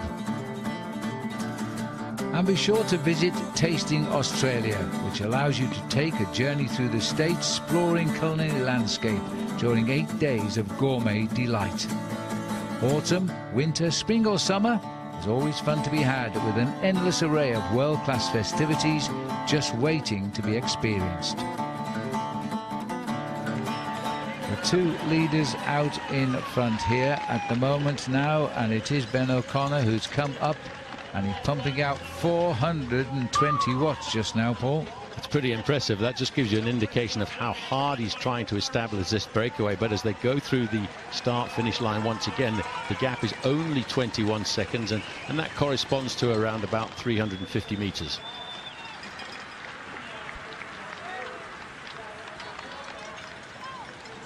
Well, we're on to lap 10, approximately a half-distance lap. We're now joined by 12 times a stage winner of this event over the years, Robbie McEwen. Welcome on board, Robbie. Afternoon, gentlemen. Lovely day for a bicycle ride, isn't it? It is if you like really hot weather, because it is steamy today. It seems less dry. The temperature may be not as high outside, but it is certainly a sweaty day. Even Thomas de Gent there, he's got the jersey wide open, trying to get himself cooled down. In the centre there, the new champion of Australia, Alex Edmondson, another youngster, I have to say. His moustache is coming on well over these last 6 days. And he's got a big job on his hands today, because he's got the race leader, Daryl Impey, on his Mitchelton Scott squad, and they want to keep him safe and get him home and take out the event. They didn't come here talking of winning this event. They came here talking of winning stages with their sprinter, Caleb Ewan. They accomplished that part of the mission, but all of a sudden they're now defending Daryl Impey as race leader. Number 31, you can see just riding towards the back of the main field. He hasn't been to this race since back in 2014, and before the start he was saying that he wasn't sure that he actually liked the change in the race route here, but I think he was just trying to divert interest away from him. Yeah, he's not a guy who likes to put the pressure on himself, but he certainly, I think internally, he is totally ready for it. But he said he seemed to like it more when there was a few more corners, because it kept things a bit more strung out. When you have a very long straight over the hill and a straight in run, it is a bit more complicated to stay in front. Guys can take a run at you, come from behind, and it can get you a little bit boxed in. And also this finish is a little bit narrower now with the addition of those tram lines. They've lost about 1.5 meters of road that they used to have, so you've got to get it just right. You can't afford to get caught out. But also, since they changed the circuit as the circuit that was adopted a couple of years ago, that final ascent of Montefiore is a lot closer to the finish. In previous years, you had the chance that even if you slipped back a little bit as a sprinter on Montefiore, to actually reposition yourself before the sprint. Now you really have to spend the energy and stay in position on Montefiore Hill. And on the other side, it could provide the springboard for an attacker to try and pull the wool over the eyes of the sprinters. Well, it wouldn't really be pulling the wool over their eyes. It would be simply powering away from them. But I don't think there's anybody capable of doing that against the teams we have here for the sprint lead out. Look at those speeds. Average speed of the last lap, 48 kilometres an hour. Well, Ben O'Connor, he's only a youngster, 22 years of age. Came onto the Dimension 30 team last year after racing for the Australian squads. Settling in nicely now as he takes a drink. We're heading out towards Montefiore, which is a point scorer this time in the Subaru King of the Mountains, but it really is immaterial, because the man who's won this competition is happily ensconced in the peloton, Nicolas de Lamini. Well, Nicolas Lamini, he's going to win the Subaru King of the Mountains competition, and his teammate Tom Jelter-Slachter, a former winner of this race, currently sits in 3rd place in the overall standings at 16 seconds. But with the play of time bonuses on the final lap, he could find his podium position being threatened. And I'm thinking about the rider by the name of Diego Ulissi, who can pack a very good sprint. Well, I think we're looking at 2 of the top youngsters of the season that lie ahead here. That's for sure. They're both one from Australia, one from the United States. Now they're getting their first taste, and they're on the climb of Montefiore Hill here, so there'll be a couple of points for them. It's only classed as a 3rd category climb, so it's just 3 points for the win. And that's why there's no reaction from the main field as far as Nicolas Lamini is concerned, but this is his teammate as well, so the points have gone into the home camp. Ben O'Connor going over in 1st place.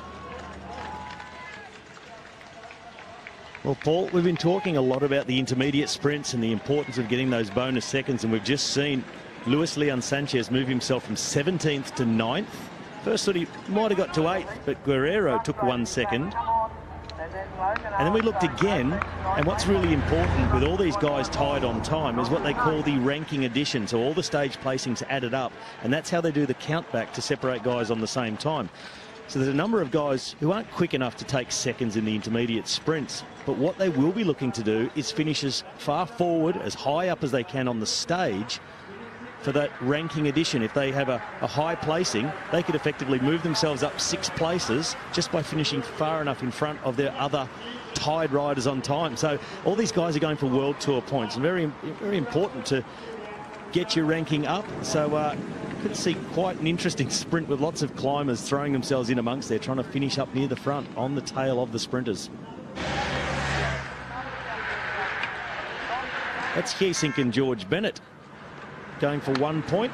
Let's see where it is in the classification, if it's going to make a difference.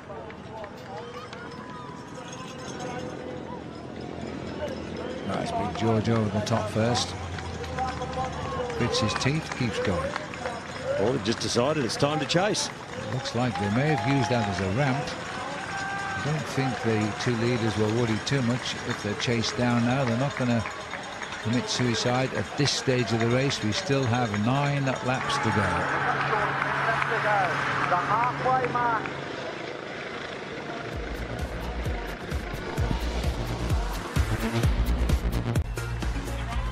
That may be what these boys will be doing tonight. The end of a long week of cycle racing, the end of the first World Tour event, but it's not over yet. We're out on lap 11 of 20 on this final stage. Ben O'Connor, the winner of Montefiore Hill, and kept the 3 points in the family because the overall win of that competition is on the same dimension dated team. Logan Owen through in second place and George Bennett there in third. This is the 1 kilometre marker when it comes down to the last lap. The young riders leader on the road, and that's the media jersey he's going for. Well, just look at Ben O'Connor now. This is a man full of enthusiasm and up for a bike race, and reputations behind don't mean anything. Really working hard.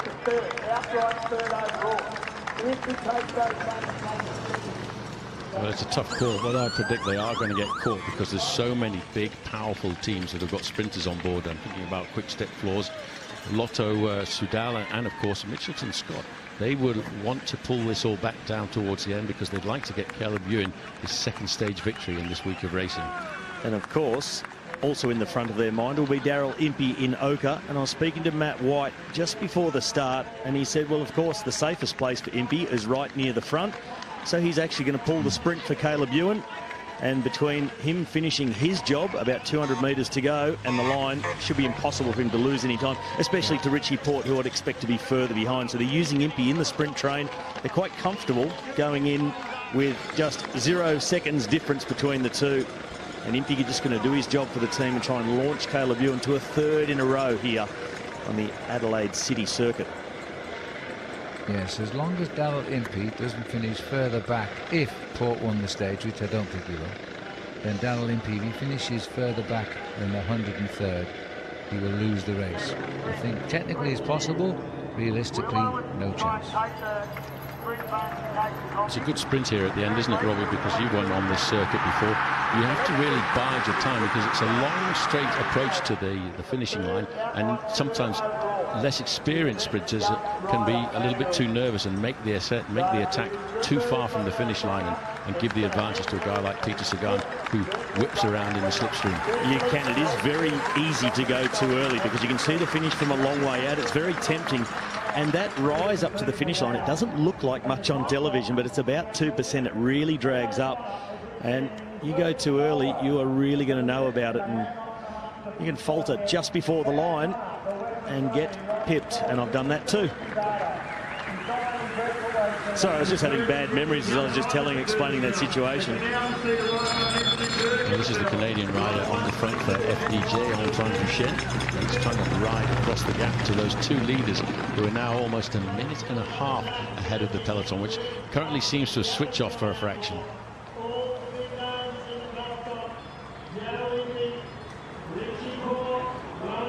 Race time are going to be around 1:55, 1:56, so they've got a little way to go here.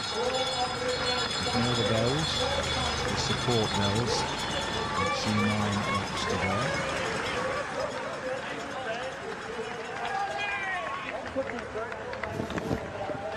As the Francis de Jet rider has been very active today, Antoine Duchesne. Into the San Remo past the feed zone. Well, that's the biggest gap we've had so far this afternoon, 1 minute and 42 seconds. Yeah, Duchesne on the attack here. He's on the attack right on the early part when he tried to get into the move and it didn't work out for him, so he's going to have another little go.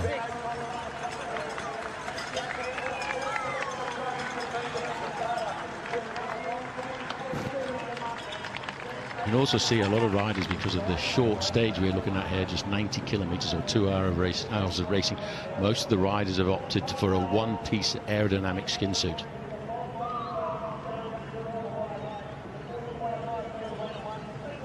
Well, you notice that, Paul, over the last couple of years, you see that a lot more, these aerodynamic skin suit, a time trial suit in effect, but the difference being now to a normal time trial suit, they're all racing with pockets on the back of them. I remember one of the first guys who started doing it consistently was Kunda Court, who's here in the peloton with Trek Segafredo, and before they put pockets onto the back of an aero suit, he actually used to pin his numbers on with so many pins he turned the numbers into pockets. He's a pioneer. Certainly is. He loves Australia. His wife's Australian, and he was in a little bit of the early flurries of activity.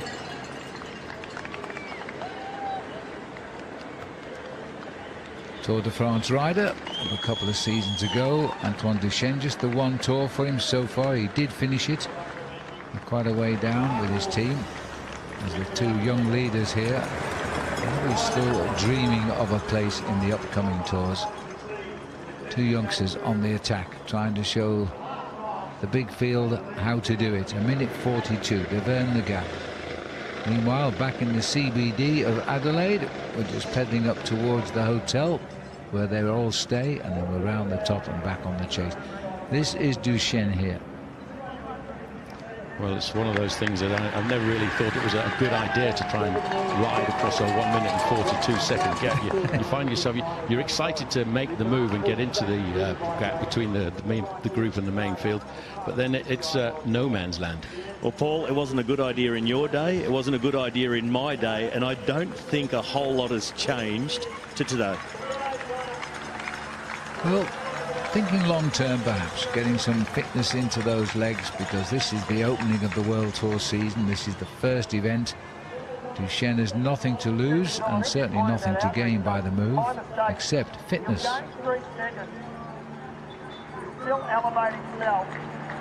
It's gone over 2 minutes now.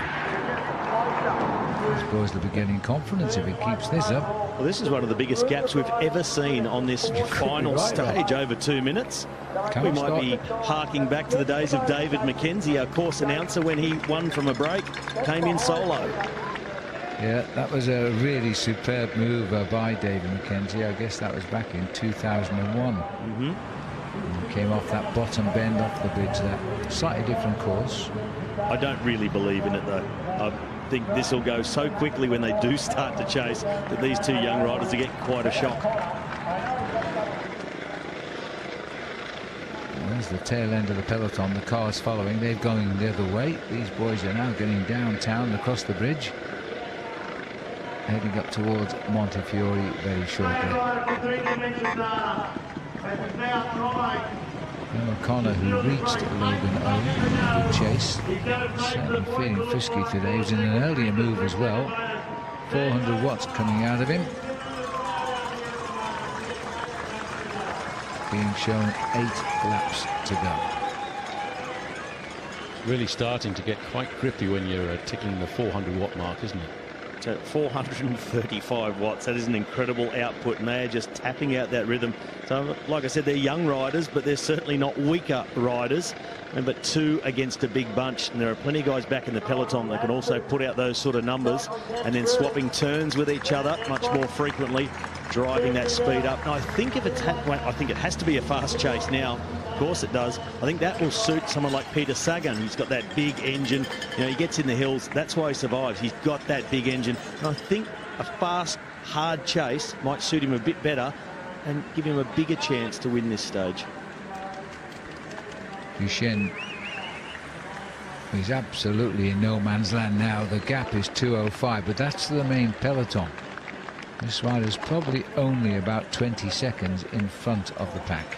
The other thing to bear in mind is compared to other years around here on the final day in the Santos Tour Down Under, there are 10 really strong teams who've got a sprinter on board, so when they do start to wind their pacemaking in the chase up later on, we'll be seeing speeds probably close to an average of 55 kilometres an hour. Yeah, they'll really have to ramp it up, but that big chase gets hampered somewhat by all the corners that they have to negotiate. We've got the U-turn up at the hotel end of the course. And that sharp corner at Adelaide Oval just knocks the momentum out of them a little bit. They're going to have to get a wriggle on. Well, we're inside 8 laps to go. At least we are with the 3 front runners. The peloton have yet to go through the finish banner.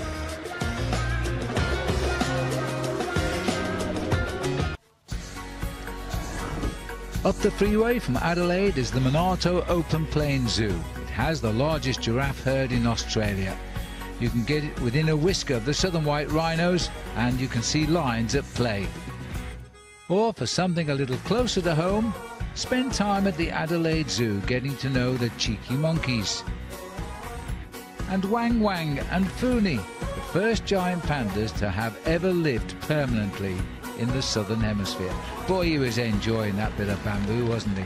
Quick question to you, Phil. Do you know what a group of giraffe is called? I do. A tower. Amazing. It's a great word. I almost altered the script for that one, but I thought of one. It is, you're right. But I'll ask you now, Paul, do you know what a group of ostriches are? I did, but I've forgotten. I apologise. How about you, Robbie? A group of ostriches. Group noun. You've got me. Ah, it's a wobble. That's it. That's a nice little diversion, isn't it? We're coming round here now with Ben O'Connor and Logan Owen, working their hearts out here and turning it on for the crowd, an American and an Australian. Phil, let's keep it more Australian. Do you know what they call a group of crows? President? A murder of crows. A murder of crows. How do you like that? Oh, no, it's a president of rooks. Darn it. There you go, we're 1-all. I hate it when Robin McCune wins, don't you? OK, back to the race. Well, he won a lot in his career. He won more than 210 professional bike races. Well, speaking of wins, I've just been doing a little bit of checking on these two. Logan Owen has won 2 races. Ben O'Connor won. Ben O'Connor won his solo in the Tour of Austria. Logan Owen won 2 races, one of them in Portugal in a 10-up sprint. Beat all his breakaway companions. The other one, the Tour of Utah, in a 47-man bunch sprint. So if these two get to the finish, I know who my money's on. Good thinking. That's the Harry Miller race, isn't it, in Utah? That's the one. 54 kilometres an hour at the moment, current speed. That's moving, and it's getting quicker. 2 minutes the spread now. Well, the man responsible there, Thomas de Gent. He's the man who's on the front for Lotto Soudal, riding for Andre Greipel. And de Gent all day in the breakaway yesterday. We saw him actually win that King of the Mountain in front of Nicolas Dlamini when they were a little bit confused about where the line was. As Duchenne, he must be thinking to himself now, I might as well go back because going forwards isn't happening. Well, he's sticking to his guns here, Antoine Duchenne. Good for him. Crowd cheering him all the way.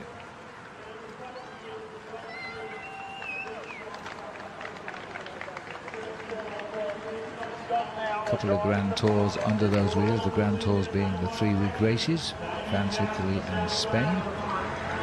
158 for the peloton.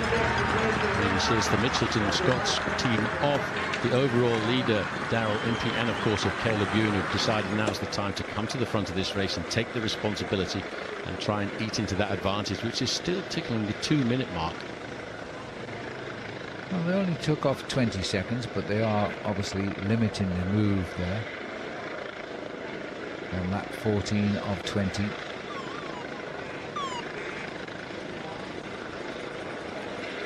It's a little bit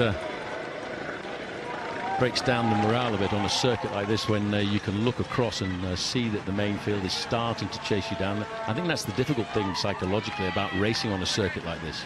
It's one thing about hearing what's happening with the gap, but actually seeing the gap shrink when you're the other side of the course. Next time you come around, you know, oop, they're a little bit closer. But these two, they're really starting to be thinking that they do have a chance. Still 2 minutes on lap 14. Still don't think they're going to make it, but they're going to take plenty of catching. I'm surprised not more teams have come up to contribute to the chase just yet. No, occasionally, very occasionally, they do misjudge the whole thing, and these boys will go to the finish. There wouldn't be a dry eye in the house if they succeeded. The bottom end of the course, or top end. There was a 2 km/h differential now between the main field and the two riders in the leading group are just spotted 44 kilometres an hour there. That's 27, 28 miles an hour. And it's not a surprise either to see Mr. Thomas de Gent coming to the front. And behind, Mitchelton Scott stacked up there in the black and red. All the riders of BMC with Richie Porte, just making sure he is safe and sound.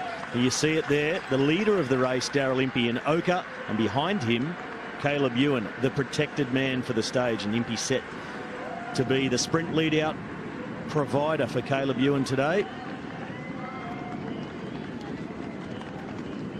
Well, the Mitchelton Scott bringing all of the team home except Jack Bauer, who didn't start the other day. Not too sure why, Robbie. Is he ill? I actually do know. It's quite sad. Jack Bauer received the terrible news that his best friend was killed in a traffic accident in New Zealand a few days ago. Oh, my goodness. And he left the race to fly back to New Zealand to attend the funeral. So our thoughts are with Jack Bauer. A really difficult time. Very, very sad indeed. Jack Bauer joining Mitchelton Scott. Sadness and unable to celebrate what is beginning to look more and more like a victory for his teammate Daryl Impey at the end of this race. See the armada of Team BMC Racing surrounding their man Richie Porte, keeping him up to the front. Let's not forget, if there's an accident outside the 3 kilometre to go mark for Daryl Impey, Richie Porte is still in with a chance to get himself the overall victory. It's going to be a very nail-biting approach to get up to that 3 kilometre to go mark on the final lap. Nice little bunny hop there from Ben O'Connor over one of the manhole covers. And you just got to be alert and aware of all these things. Goes not only for these guys in the break, but like you just mentioned, back in the bunch. You don't want to run over one of those. And we are on just city streets. It's not a purpose-built cycling course. So all these little dangers, hit one of those, puncture outside the 3 kilometre mark, and you could lose some serious time and everything that you've worked so hard for all week.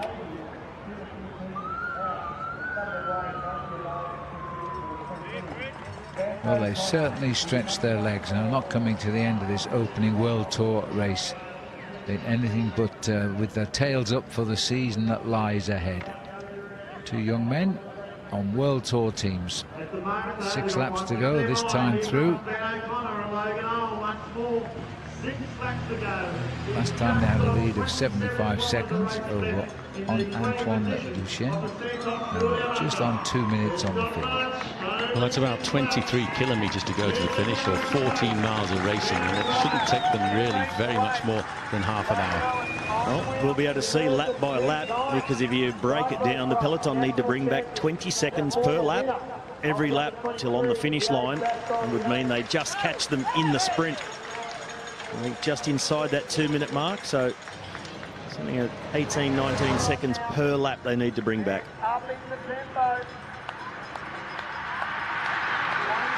Well, this race is saying it's minute 40 back to the pack. Checking as they go through.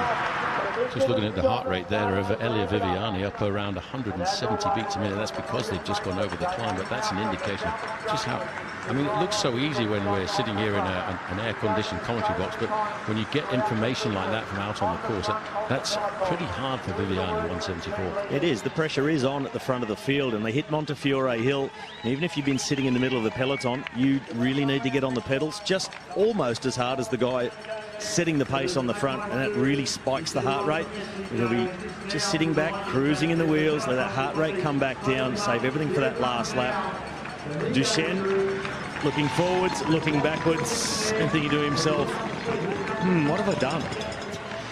Well, what am I doing? Well, he's gained 2 seconds that lap, so getting closer. 4.5 kilometre laps, and only got 2 seconds. Hour 26. We just saw Duchesne come through the finish line, and he is no longer very far in front of the peloton, because they really have wound it up over that last lap. 1:32 for the main field, so they pulled back 27 seconds, almost half a minute on these two on that one lap. It's also a time to remind ourselves that there's only one man doing the pacemaking behind, and there he is, sitting right in the middle, Thomas de Gent.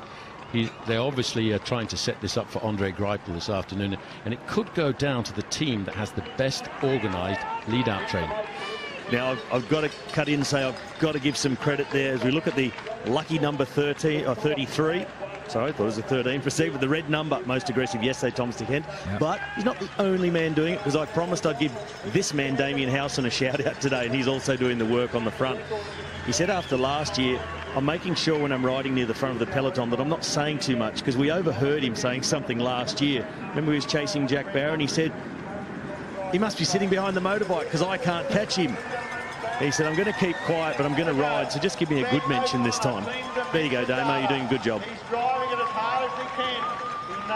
And his big breakthrough win last year in the Jaco Heddle Sun Tour took him to the Tour de France on the back of that. That race is on again in just a couple of weeks' time in Victoria. In between will be the Cadel Evans event in Geelong. And the World Tour stars, different riders, many of them will be coming in for that one. It's pretty interesting. There's one name we haven't actually really mentioned since the start of this race, and that's Peter Sagan. He's got the green points jersey on his back, wearing number 11. He's been hiding in the middle of this main pack, counting every pedal stroke so far. Yeah, he's taking it easy as possible.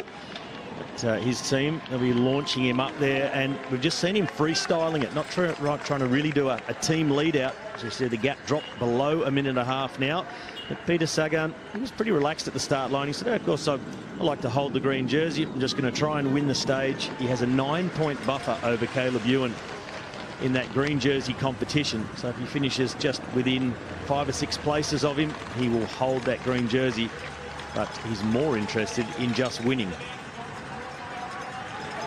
Well, Duchenne is being brought back pretty quickly there. We're out onto Montefiore Hill again for the second time up the hill when it counts for the Subaru King of the Mountains, a competition won yesterday by the Dimension Data rider Nicholas Lamini and a teammate here of Ben O'Connor, number 56.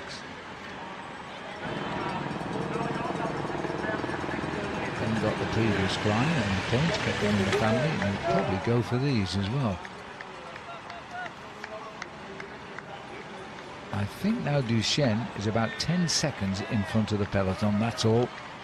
In fact, Ben's not. Is he going to contest it? No.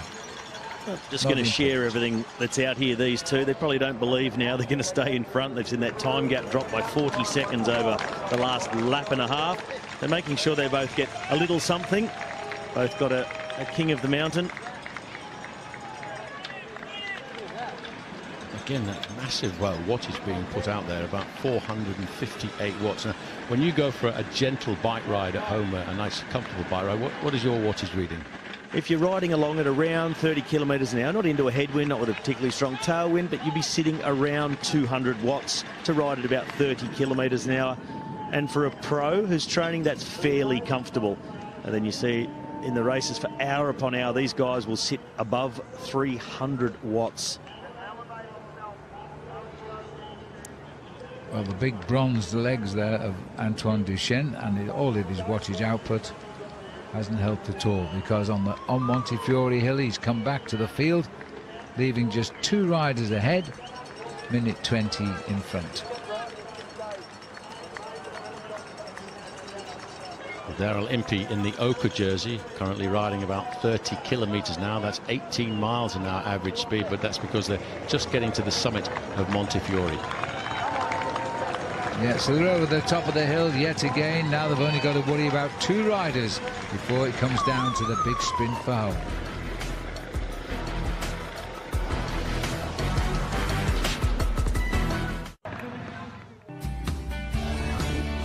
There is so much to experience and explore in stunning South Australia. It is the gateway to the stunning Flinders Ranges, our Karula Wildlife Sanctuary and the wide-open expanses of the rugged outback. It's the entrance to award-winning wine regions that are within easy reach of Adelaide, and a short ferry ride away from the spectacular Kangaroo Island and all it has to offer. Did you know the Murray River is the 3rd longest navigable river in the world, and it finally meets the sea just an hour's drive from where we are right now?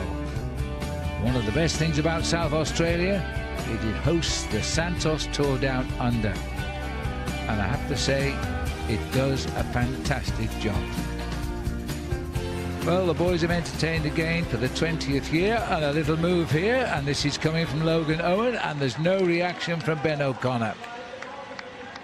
Boy, when he goes, he goes. Well, he certainly gave a massive kick there because he realised that the rider with him alongside him in that leading breakaway was starting to lose some firepower, and this is a last-ditch effort for him to try and hold on to the approximately 1 minute advantage he's got.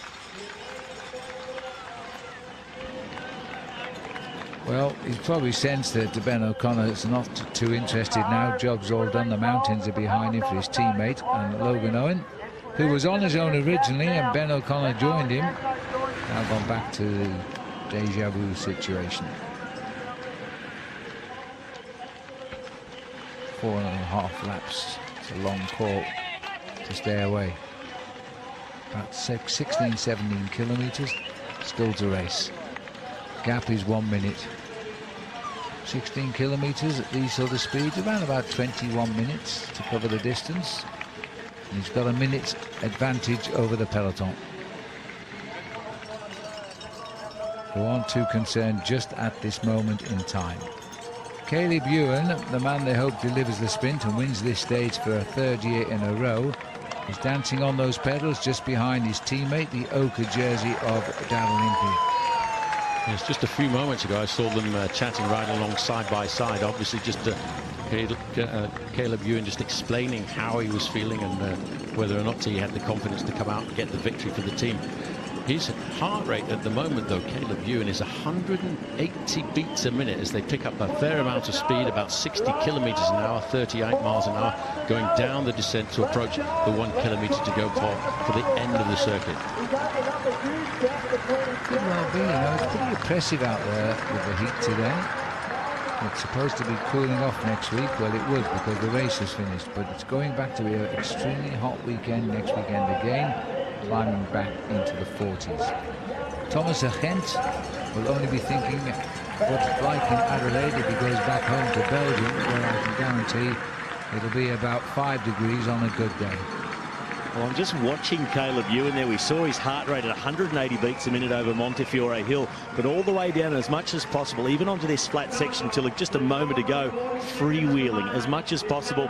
Just let that lactic acid drain away out of the legs, get that heart rate back down. But harder to ride at the front of the bunch like he is on the back of his team, single file. There's not as much slipstream where he is as where Peter Sagan will be right at the moment. And if you're further back in the bunch, you can also just drift that little bit easier on the climb and then move your way back up. So significantly harder to stay at the front in that single file line and really hold on to that position the whole time. Well, as we go through the bottle station there, a rider on the Bora Hansgrohe team has had to stop for a front wheel. Now that's a bit tough for one of the teammates of Peter Sagan. This is the leader, still ahead, top turn. Little glance to his right. This is Ben O'Connor. I think he's just waiting to be picked up by the peloton, and here they come. Well, you can see it's that explosive power we spoke about from Owen, the better sprinter of the two. He's able to really attack away from O'Connor. He said, "Oh, game over for me." And he's floated back very quickly to this Thomas de Gent-led peloton. Well, there's Darrell Impey. His face, I think he's trying to smile because every lap he ticks off, he's being carried towards victory in this race. Such a versatile bike rider as well. He's been 6 times the national time trial champion of South Africa, but he's also been the all-African road racing champion. We can see now the moves coming. Sunweb bringing themselves to the front in anticipation of a bunch sprint. They're flying 45 kilometres an hour currently, and the race goes on as we go towards the last 4 laps.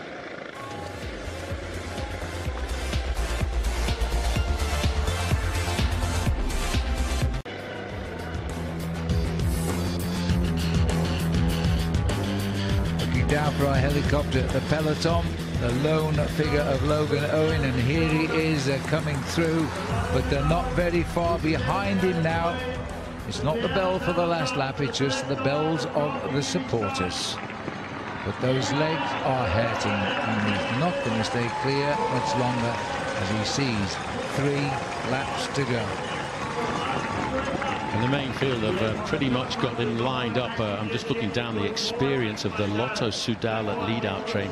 Adam Hansen, Lars Bak, Marcel Seberg, and the last man who will launch Andre Greipel onto the attack in the sprint will be Jens de Bouchard, a former Belgian national champion. Yeah, Jens de Bouchard, quite a handy sprinter in his own right, as you said, former Belgian national champion.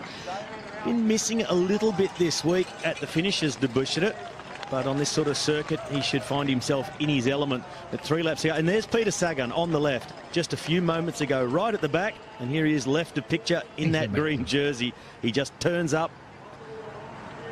Totally amazing. Just checking who's around him all of the time. You often see Peter Sagan looking around in the bunch and looking into the eyes of the other riders, really gauging on their faces how they're feeling. And they look back and they always know how Peter's feeling.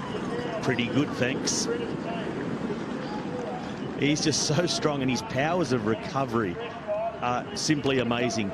From the ride he put in the other day in Uradla, and then a matter of 20 minutes later he was helping to pack up the course with the volunteers, already recovered, as the catch is just about to be made of Logan Owen, a young American from the EF Drapac team.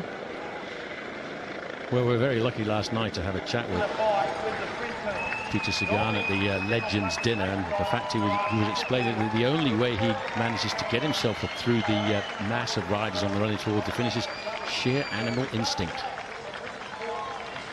He's certainly a man who rides on instinct, and if he sees an opportunity, he seizes it. Doesn't always wait for the sprint. He sees an opportunity. We'll see him just spring away. 2 3/4 laps from the finish. We are all together now, and we're out onto lap 18.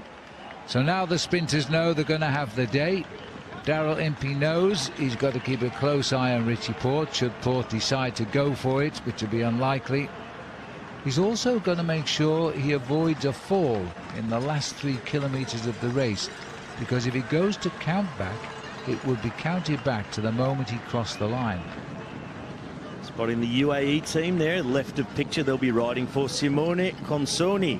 It's been twice in the top 5 this week, the young Italian sprinter, so putting all their energy into getting him in a good position, but also looking after Diego Ulissi, sitting 4th overall. Little narrow passage through there past the new tram rails. This is the point in the race, 3 laps to go, where the stress starts to build. Everything becomes more critical. You don't want to have to move up from a long way back, so it's about getting to the front, maintaining that position, and it's going to start to get pretty messy, because we'll get to a point where everyone wants to be in front and there's not room for everyone, like this corner. Yes, look at the line of red and white jerseys of Team Lotto Soudal. They're getting themselves right in the front row and getting ready to wind it up. But it's so important at this stage of the game not to show your cards too soon, because if you start the wind up to the lead out so far away from the finish, well, then you run out of firepower when it's really important. And essentially then you've just helped the team, who is that little bit cooler, able to bide their time, sit in the wheels, time it just right and come over the top. What I'm also seeing quite a lot, Phil, is teams with general classification riders. They're between that 7th and 20th overall, and they all know just by finishing high up on the stage, they could jump up a few spots on the general classification on that countback system, which adds together all their results over the whole week. So it's going to be quite confusing to work out who's finished where, and I think we could see a lot of shuffling. You're right. In the top 22 riders, there are about 12 riders locked together on various time gaps. So he who finishes ahead of the other would get the higher finish if those time gaps are still applying at the finish. A lot to race for, that's for sure. Daryl Impey just wants to get home safely. I took a good look at Richie Porte just moments ago. He took a few deep breaths. I don't think he's planning to do anything. I think he did his race yesterday, and now it's a matter of just continuing to search for form for the upcoming world races, especially the Tour de France. Average gradient here, it's 2.5%. No climb points this time up. That competition with Subaru is now over. But Mixterton Scott doing all they have to do, Robbie, and that's control this race. They've got 2 ideas now. being greedy. They want to win the stage with Caleb Ewan and confirm the race victory for Daryl Impey. Well, they did come into the week expecting a victory, at least one, from Caleb Ewan. He won 4 times in the Santos Tour Down Under last year. They'll be happy if he had one against Greipel and Sagan, who is clearly in better form than he was last year at this time of year. And as time went on, they got a little bit more greedy. They finished 1-2 in Stirling when Ewan won. Impey was second. Impey able to take Oka now, and they really are truly surprised. Daryl Impey said, if I'd come here and finished in the top 5, 4th or 5th, I would be so pleased with myself and thought I'd done a great ride. I can't believe I'm standing here in Oka. He said, then again, I've worked really, really hard through November and December to be here in good shape. Good for him. It's paid off. That's for sure. 3 second places on the stages here this week. Got pipped by the world champion Peter Sagan into Uredla. And had he won there, he would have got the lead on that occasion. But it went over to Sagan, who lost it to Impey yesterday. 2 to go. Well, Phil, as they're coming through, 2 to go. You see the colours there of the Australian national team. Zach Dempster in the white with that yellow and green. He has got Steele von Hoff behind him, former winner of this race just a couple of years ago. Of course, in the black and yellow, that's the Mitchelton Scott team of Caleb Ewan. The all blue with a little bit of white. Quick Step riding for Elia Viviani. Also, you see them in the blue with those very brightly coloured yellow and orange helmets. And Peter Sagan, you've seen a few moments ago. A bit harder to spot today, not in his world champion jersey, but in the green points jersey of the Santos Tour Down Under. And of course, Andre Greipel in the red shoulders and white jersey. And he's pretty hard to miss. Andre Greipel, a very large and muscular man for a cyclist, but he has so much power. He's been a winner here on this circuit 4 times before. Caleb Ewan has won here twice. And with 2 laps to go, they are getting their trains on the rails. Building up as we head up towards the CBD for the penultimate time. It's going to be a battle of the sprinters, as we expect.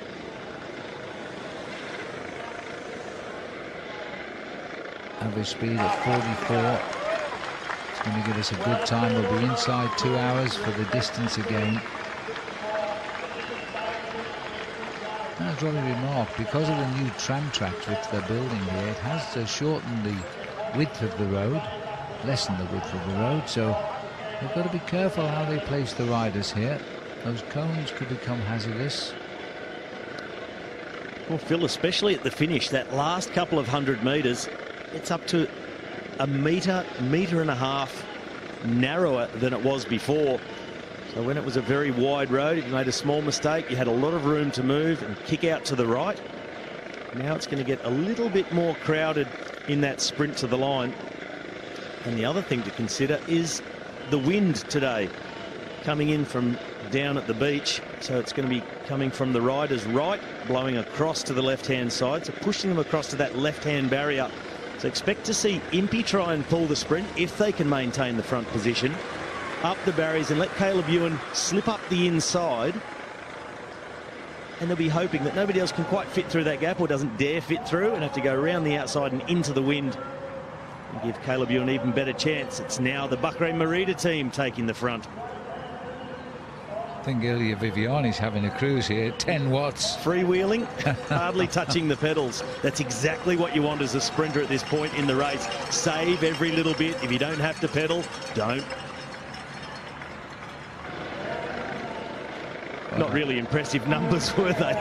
Just look at this now. Team Bahrain Merida.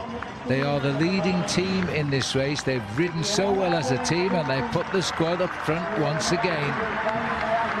And I think this is a safety move as much as anything for these guys. They don't have a sprinter in the team at this race, but they do have Pozzovivo and the Izagirre brothers, all highly classified in the overall standings. So they just want to keep them at the front of the race. The best place to start is just get on the front, get someone to set the pace, and I think that's Navadalskis. No. In fact, yes, it is. Navadalskis leading Arashiro. So he's staying at the front, lap and a half to go. Peter Sagan still mid-pack there. He's not panicking. Also doesn't have a teammate around him at the moment. Well, I don't suppose it'll happen, Rob, but Gorka Izagirre is precisely 10 seconds off winning this race, and there's a 10-second win bonus. I guess all they can do is stay at the front, do what they can do to be in the front, and just hope that there's a split in the field and others get caught behind it. You never know your luck in the big city, or even one the size of Adelaide. You have to go and find out on a race like this. Has been won twice before on countback over the years, 2003 and 2012. Looks like it's going to go that way again today.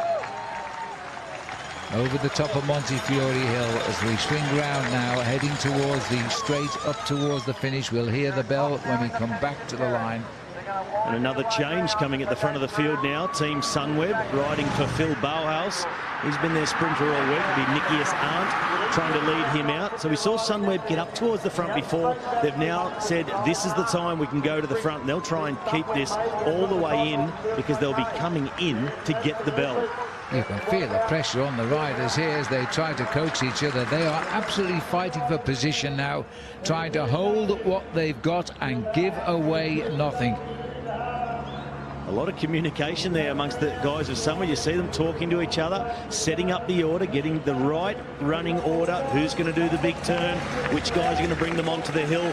But they're not home yet because there's a lot of other teams just waiting in the wings. They've been just riding the slipstream and waiting to launch themselves. In the yellow and black, that's Team Lotto Jumbo on the left of picture. One lap to go.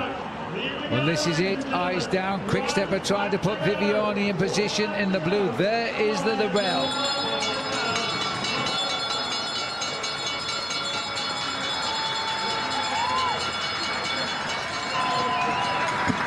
Now, the adrenaline when you're a sprinter like you very much were, Robbie, must be enormous at that point. Well, you've heard of Pavlov's dogs and the bells. Well, these guys aren't going to quite salivate, but it does give you a burst of adrenaline. You know, this is it. 4.5 kilometres to go. Only 4K out from the finish. This is really time to get going. You can't afford to get caught back now. Into this U-turn that's coming up at the village end of the course is a critical point. You can't afford to get back because there's going to be a big acceleration out of this turn. Now, the race rules at this level of cycling, when the riders return down to just before they come across King William Road, across the Tam tracks, that is where the clocks officially stop if there's an accident. So everybody would keep their times, which is good news for Impey, of course.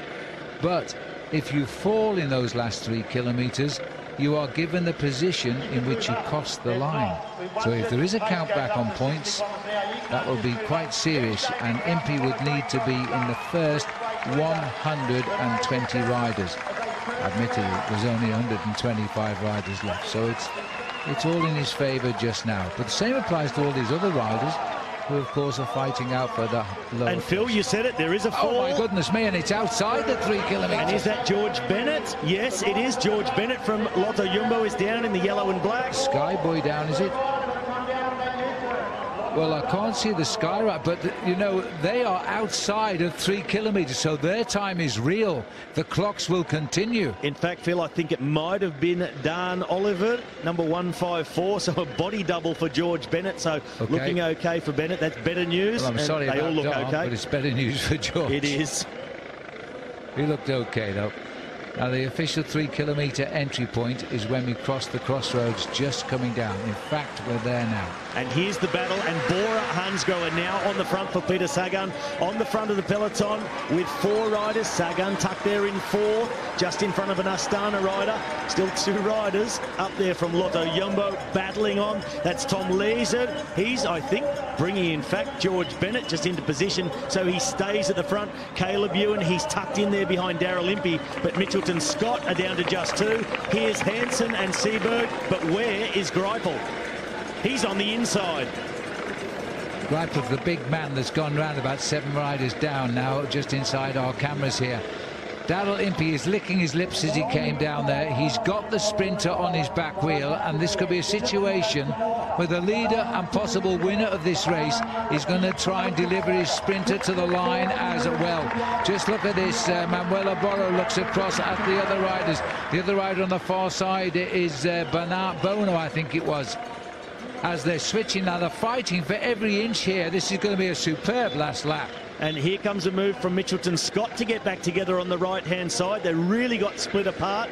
Also, Greipel, he's just sitting there in the middle, not afraid to shoulder people out of the way. At the moment, it's Rui Costa, the former world champion. He leads Cameron Meyer into that turn. They're at the bottom of Montefiore Hill, and there's no real control just yet at the front of the peloton, and we're only 1.5 kilometres to go. There is no control. The former world champion on the front at the moment, looking for his teammates, and Cam Meyer is the rider trying to put some semblance of order. That's Meyer, got the lead on the left of our picture now. He's ripping up the climb of Montefiore Hill. Well, on the barriers, Daryl Impey trying to thread through and bring Caleb Ewan. He's about 10 or 12 positions back. Ewan not too bad in position at the moment. He's behind Andre Greipel over the top. Peter Sagan, he's sitting there somewhere in the middle in that green jersey. But it is a very unorganised lead-in, and they're about to go under 1 kilometre to go, right around this corner. And no lead-out train. Look at all the different colours, no teams together. Complete disarray here. They're all looking at Sunweb trying to get it on terms on the left now. And Peter Sagan has spotted the Sunweb train on the left in the green jersey, smoothly moving up. Greipel is on the left as well. Elia Viviani's team are coming on the right. Well, it's Quick Step who lead into the corner. Viviani a little bit wide. He sneaks around along the gutter, and it's Quick Step now in control, and the others are going to have to scramble to get back in the wheel. Oss trying to bring Sagan, and at the moment, Quick Step on the front, second position. The lead-out man for Viviani, he is pole. Here they come, Phil. Well, Viviani is third wheel of those three, but here comes the rush of the Borough boys, and also comes Greipel. But look at this, the Bucky Rocky just off our shot here. Caleb Ewan going on the left. Oh, they're going to finish high. Greipel is trying to get his back wheel. Can he get on his back wheel? Yes, he can. Can he get over it? And yes, he can. Andre Greipel has won the last stage. It has become a Greipel sandwich because he also won the first. Well, Andre Greipel, the power, the patience. Caleb Ewan, he came from so far back. He was completely out of position as the sprint lead out really wound up. He said, I've got to go, and I've got to go early. He rounded them all up, but Greipel saw it. He said before this race started, our computer reading Caleb Ewan, but Andre Greipel, he's confident. He lunged for the line. He had the hands in the air. We'll confirm it with a photo soon, but he knows he's got it. And Caleb Ewan, he also knows he was beaten on the line. Greipel said earlier in the week, one thing I know about Caleb Ewan, there's no slipstream behind him. Well, he found just enough to follow him today and get over the top. Oh, he's faced with a picture there, Greipel. He just had nothing left in the end. He gave 110% there. We'll have to confirm that, and we'll show you the slow motion shots in a minute. But that was, for me, a lovely, lovely victory. And Andre Greipel doesn't need to see the slow-mo pictures. He's the winner of the last stage of this year's Tour Down Under. Takes an incredible stage win at the count. Now up to 18 victories here.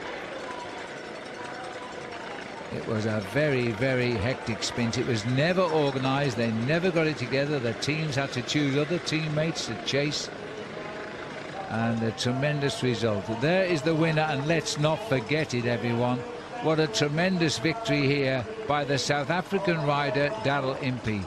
For 2 days, he led the Tour de France a few years ago now. Let's have a look at this, Robbie. Look where Caleb Ewan goes from. He was in about 14th position. He goes hard on the left of picture, and Andre Greipel sees it. Look at him line him up. He has to get around Sagan, and he just picks up that little bit of slipstream, and now he gets a sniff. Ewan has been going from so far out, slightly fading, and there's really so little in it.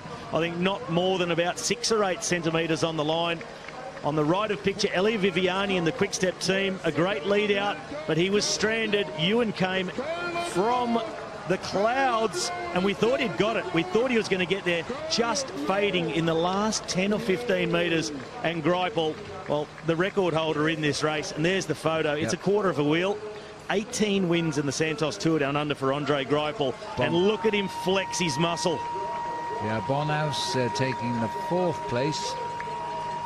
But no doubt, and it was Steele Van Hoff right on the wheels as well. He might have got 4th or 5th. The camera will decide that one. Our computer has worked so well for 6 days until today. It's blown up completely. Let's go to Paul Sherwin with Andre. Well, Andre Greipel, you're the first man this week to win 2 stages, but more importantly, you've extended your record-winning streak to 18 stage wins at the Santos Tour Down Under. Yeah, it wasn't an easy one. The team did a good job and controlled all the time the sprint, that we can get a sprint. And yeah, towards the finish was a headwind, so you had to wait as long as possible. Caleb came like a cannonball from the back, and yeah, I could lay off him and yeah, could pass him at the last meters, which I think was a good timing. And yeah, I'm really proud of it, also to reach that with the team together. You actually said this morning before the start of the race that you didn't think that you would like the new change in the circuit without the corner towards the end, but it played right into your hands. Yeah, I would say experience helps a lot. When you do 20 laps and you can see every time the final, you always can adapt and try to speak with your teammates and make it possible. And that's what we did. We didn't want to make a full lead out. We just wanted to keep the position, and it worked out perfectly. Now, Andre, can we finally say you haven't been to this race since 2014? Can we now say that Andre Greipel, the Griller, is back? Yeah, it's nice to be back, of course. I just love this race. To start early in the year with 2 victories already, it's just good for the mental strength and also for the team. Congratulations. Thank you. Well, last night at the Legends dinner, Andre Greipel was fated and he brought a dinner suit along. How about that for premeditation? There's the result. Greipel, these are the sprinters that made this race. Greipel, Ewan, Sagan, Bonhaus, Viviani, Steele Van Hoff, Consonny, all of them have been knocking on the door of a victory all week. Let's go back to Paul Sherwin. Should imagine that man's pretty happy, Paul. I think he is rather happy here because he knows people all around the world, including South Africa, are watching. Daryl Impey, the first South African ever to win the Santos Tour Down Under. Thrilled. It's coming into the race, didn't expect to win the race, but sometimes the stars line up and everything goes well and according to plan. And I worked really hard in off season, so happy to get this win. And you know, especially the win goes to my family in South Africa, to Ali and the kids. Sacrificed a lot to get me here today, so I'd like to dedicate the win to them. But on a circuit race like this, it must have been very nervous over those final few laps. It's pretty hectic, you know when you know a lot's at stake with just a few positions. So you know, been in this situation before with Simon, trying to defend the jersey with him, so I was prepared for that. But yeah, it's definitely more nerve-wracking when you've got the jersey yourself. So stoked to get there to the line, and obviously with the team, I always knew it was under control. I also have to say it's been a pretty good week of cycling for South Africa, with South Africans winning 2 competitions in this Santos Tour Down Under. It's definitely a record, but I think there's a lot more to expect from all the South Africans. You know, Nick Lamini, first race is fantastic. I think the whole of South Africa can be proud of him, and you know, it's gutsy. It's gutsy to go in your first World Tour race up the road 4 days and still take it to the World Tour riders and wear that jersey. So congrats to him as well. I think the whole of South Africa will be very much happy and rejoicing on your back. Thanks. Thank you. Absolutely fabulous winner and the first ever South African. There's the final result on count back for only the 3rd time in the 20-year history of this tour. Slagter, a previous winner, in 3rd. Ulissi, a previous stage winner, in 4th. Dries Devenant's 5th. Up-and-coming Egan Bernal, he finished in 5th, but will win the white Young Riders jersey. So a great victory, but it was to be for Greipel today.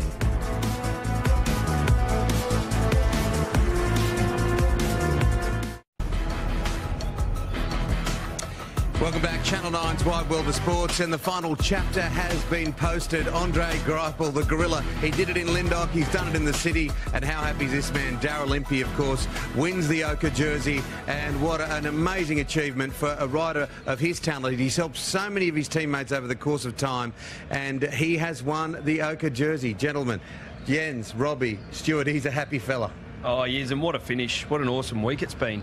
You know, Caleb did Well, he's a bit badly placed coming into that final corner, probably a little bit far back, don't you think, Robbie? Yeah, I think Caleb was a little bit far back, and he took it on. He went from a long way out, but it's been all big names, and Greipel is one of the biggest. He's one of the biggest names. He's one of the biggest individuals, but it's been all big name winners this week. And Darryl Impey, probably not the biggest name of them, but I'd say one of the most deserving to get a big win like he got this week.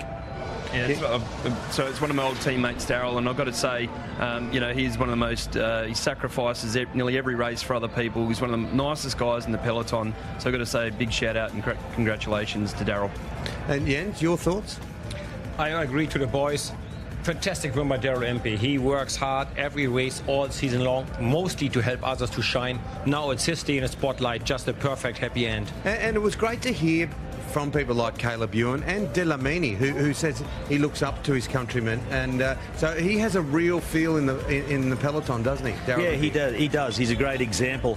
But looking at these highlights, though, what a stage it was. There was so much going on. We saw Luis Leon Sanchez. He moved himself up on general classification from 17th to 8th. Just in one single intermediate sprint. But then we saw the two young guys go on the attack, Ben O'Connor from Dimension Data and Logan Owen from the EF Drepak team. They got out to over 2 minutes. Have you seen a bigger gap on this city circuit, Stewie? No, not normally. I mean, the guys rolling around here averaging around 48 to 50k an hour. It's a really fast, tight course. You know, and the guys are hammering up this hill. It doesn't look like much on TV, but trust me, I've done it many times. That really burns your legs kicking up over that. And it's red hot out there today, Stewie. You did a ride with the Commonwealth Games baton, which was a nice moment, and it was warm. Yeah, look, it's just been relentless all week, this heat. I mean, the Europeans are just going to be dying to get back on that plane and get back to a bit of chilly air, I think. But look, it's even been hot up here in the commentary, and you know, I actually feel sorry for the guys this week. It's just been really, really energy sapping. The only place that hasn't been warm is Robbie's air-conditioned trailer that he brought down from the Gold Coast. That's about the only place that it's been cool. Strangest thing is the sign on it's been changed to Tim's trailer. I was trying to work out who did that. But, you know, back to the race. Those two guys had over 2 minutes and were starting to give them a slight chance of staying away until Thomas de Gent, the Belgian, from the Lotto Soudal team of Andre Greipel, popped himself on the front and started to pull things back. And Jens, that's something you've been familiar with doing all your career. Yes, I do. I do have to do a lot of the chasing work, bringing the brakes down again, back in control. As you can see, some of the pictures here of crashes happened during the day. It was an eventful race again today with the best end for Andre Greipel. And this is the sprint itself, and there goes Caleb Ewan on the left of picture, really quite far back, in about 15th wheel, gets down, low slung, aero, over the bars, and he must have started to think, well, I'm still going to get there from so far, and in the last couple of metres, the gorilla. Yeah, look, you know, look, Andre's been, you know, sitting up the last couple of stages. If you probably wouldn't have noticed because he wasn't on the TV, but the stage to Urela and also Wollonga, he would have been, you know, just doing as little as possible, just getting to the finish line, really concentrating on today's stage. All righty, we're going to wrap it all up here at the Santos Tour Down Under. We've had what could only be described as an amazing week. Every single moment, every single stage has been terrific. There's the city of Adelaide, vibrant city of Adelaide. What a beautiful city, what a beautiful state. We'll be back to talk about the Santos Tour Down Under and its final stage in just a moment.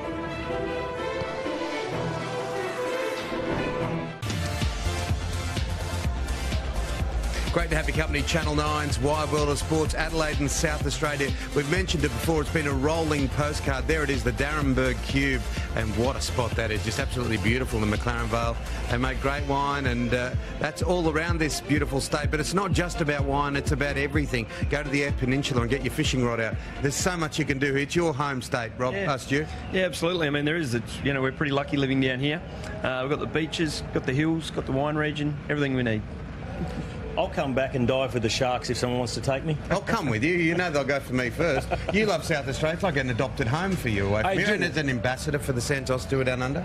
It is always fantastic to come back. Friendly people, great places, beautiful places. And I actually did see a shark once out there. We went on a fishing trip. We saw a young hammerhead shark. So highlight of my life almost. Yeah, it doesn't. There's no great problem if you're actually in the boat. If you're actually swimming next to it, that's a bit of an issue. You could just add that to your 7 dogs, 16 cats and chooks and whatever whatever else you got there. 'Cause you got a big menage of the rabbits. Yeah, sorry, the rabbits. But, all right, now you've all picked a highlight of the week. So why don't we have a look at the highlight of the week, Stuart? For you, tell us in your words what has shone, because there's been some great moments. We haven't been over talking it. It's been a great week. No, look, it was actually really tough to pick a highlight, but I have to go with Richie. Being over the Tour de France, seeing his crash, you know, it was a really nasty crash, fractured his pelvis, big recovery. To be able to get himself ready, that was the big question. We knew he'd go and we knew he could attack on Wollonga, but could he actually make that second attack happen?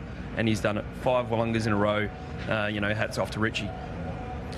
Tim, for me, being a former sprinter, it was about the sprinters in this race, and I was really excited to see all the big names win a stage. I mean, Caleb Ewan lost the first couple, but then he came in, won in Stirling, and I finished we didn't expect him to, but Greipel's won, Viviani's won, of course, Peter Sagan has won, and now Greipel again. It's good to see when these big names come to a race. They're not just a name, they're not just coming to roll around, they're here to win, and they got the job done. Jensi? I must say, since I'm a people's person, I do love the feedback and the just sheer amount of fans we always see on Wollonga Hill. It is the Australian version of IPS, and it's second to none. I mean, the passion the fans bring on, but also the fairness. They do not block the road. They cheer on the first rider and the very last rider. Everybody gets support from the fans. I just love being out there, and I still love to see it. The amount of people they show up and how they all celebrate the cycling that we provide, it is fantastic to see. And it's great to have our own king of the people, of course, former Olympic silver medalist, Commonwealth Games gold medalist John Stephenson. He has anointed himself as the CEO of FanCam, and he's got amongst the people this week and actually gives a television taste of what it's like to be out there. It's just great to see, obviously, that segment, you know, the FanCam, it's been a big hit, but, you know, without the fans, we haven't got a big event. So, you know, for all the fans that have come along and supported it, been out and, you know, really braved the hot heat conditions. Well done. Very quickly, Robbie loves getting his shirt off too, doesn't he, John? Yeah, he does. I mean, I think we need to get him a trailer with all shirts and someone to just make him keep putting one on. But, yeah, the trailer's another story. Let's not talk about that anymore. I'm hoping they're getting ready for the podium because I'm just having flashbacks. Oh, it's sad that it's over, really, in so many ways. It is time to get to the podium because there's some very, very happy people down there. Let's get right to the podium now.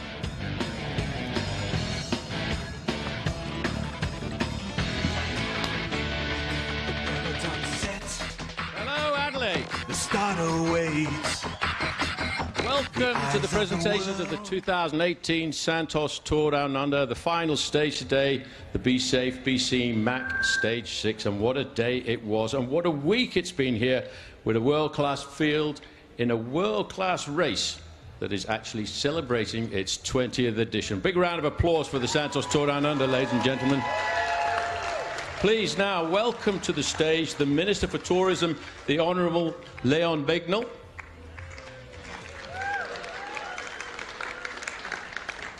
Well done, Leon. And also the Santos Chief Executive Officer, Kevin Gallagher. We'll go over here. Good to see you, mate. Well done today. Thank you. And I don't think the Ambassador for the Motor Accident Commission needs any introduction at all here in Adelaide. Ladies and gentlemen, Anna Mears. Well, it's been an unbelievable week of racing, but first of all, I'd just like to thank and welcome the Minister for Tourism, the Honourable Leon Bignell, to come here, and I'm going to stipulate to say a few words. Thanks, Paul, and thank you everyone from South Australia and around the world who's come out to support this fantastic race, the 20th edition. I think first up we need a big, big round of applause for Mike Turner.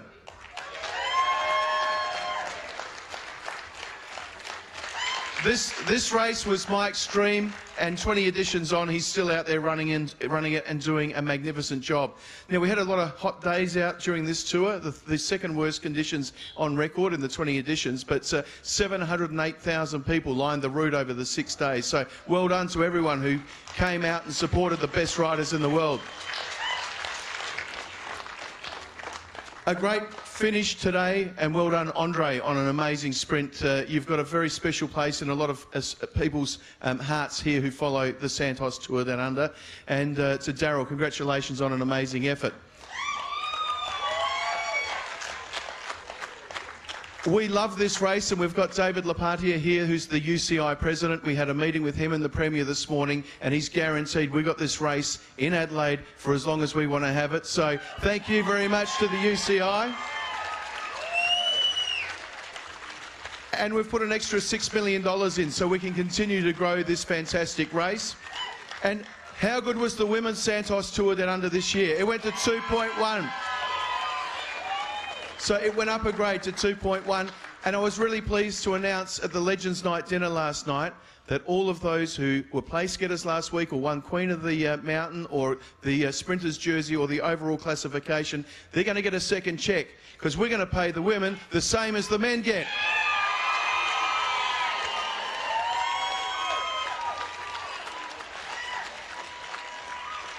So again, to Santos, to all of our sponsors, to the team at Event South Australia, the South Australian Tourism Commission, and to you, the fans, thank you very much. Let's look forward to another 20 great Santos Tours Down Under. Thank you.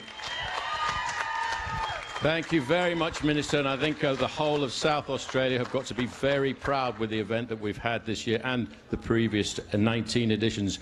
I would now like to welcome to the dais Kevin Gallagher from Santos to say a few words. Kevin, thank you. Cheers. Thank you, Paul, and I promise I will keep this very brief. So let me start just by saying congratulations to this year's champion, Darryl Impey, for a phenomenal performance here at the 2018 Santos Tour Down Under. This year's tour has attracted some of the world's best cycling talent, including this young man who was also the first South African in history to wear the leader's jersey at the Tour de France. I'm delighted that Santos is part of this fantastic event for South Australia for a 9th consecutive year and for its 20th anniversary. I'm also very proud to sponsor the Santos Women's Tour, a race which is going from strength to strength in world cycling status and popularity. And on that note, I'd like to also just say congratulations to Amanda Spratt for her back-to-back win. It's great to see an Australian take out the Santos Women's Tour. It's a really exciting time of year here in Adelaide, and it's great to see that our city gets behind the superb sportsmen and sportswomen taking part in what is now becoming South Australia's largest sporting event. So congratulations once again to the winners of the men's and the women's tour. And I'd also like to thank the South Australian Government for their support in making this event happen. And we at Santos look forward to coming back next year and celebrating 10 years of partnership with the Santos Tour Down Under. So thank you very much. Thank you. Thank you very much, Kevin. Well, ladies and gentlemen, this is the moment that we've been waiting for. What a fantastic finish to the stage today. Now, please welcome the winner of the Be Safe, Be Seen Stage 6 from Lotto Soudal, Andre Greipel.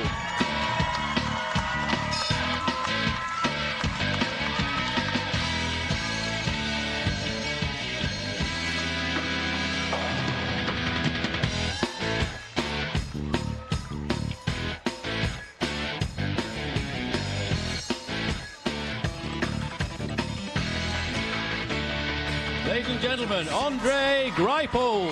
The starter waves, the eyes of the world are on our stage. Ladies and gentlemen, 18 individual stage victories at the Santos Tour Down Under over the years. Thank you very much to Anna Mears, and congratulations to our Be Safe, Be Seen Max Stage 2 winner. Now, before we bring on the 2018 Santos Tour Down Under winner, please put your hands together once again for the Minister, the Honourable Leon Bignell, and from Santos, Kevin Gallagher, to present the awards to our winner. That's a little bit low for Adelaide, I think. Come on, Adelaide. That's better. Well done, Adelaide and South Australia. And ladies and gentlemen, I'm the winner of the 2018 Santos Tour Down Under from Mitchelton, Scott, and from South Africa, Darryl Impey.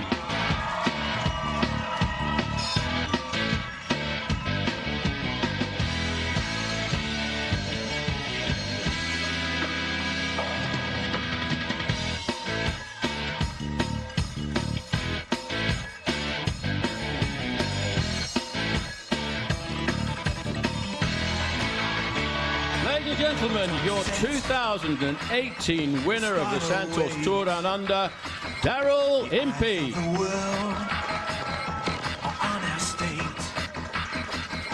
Anticipation as the time draws near in the south of the nation, the event of the year.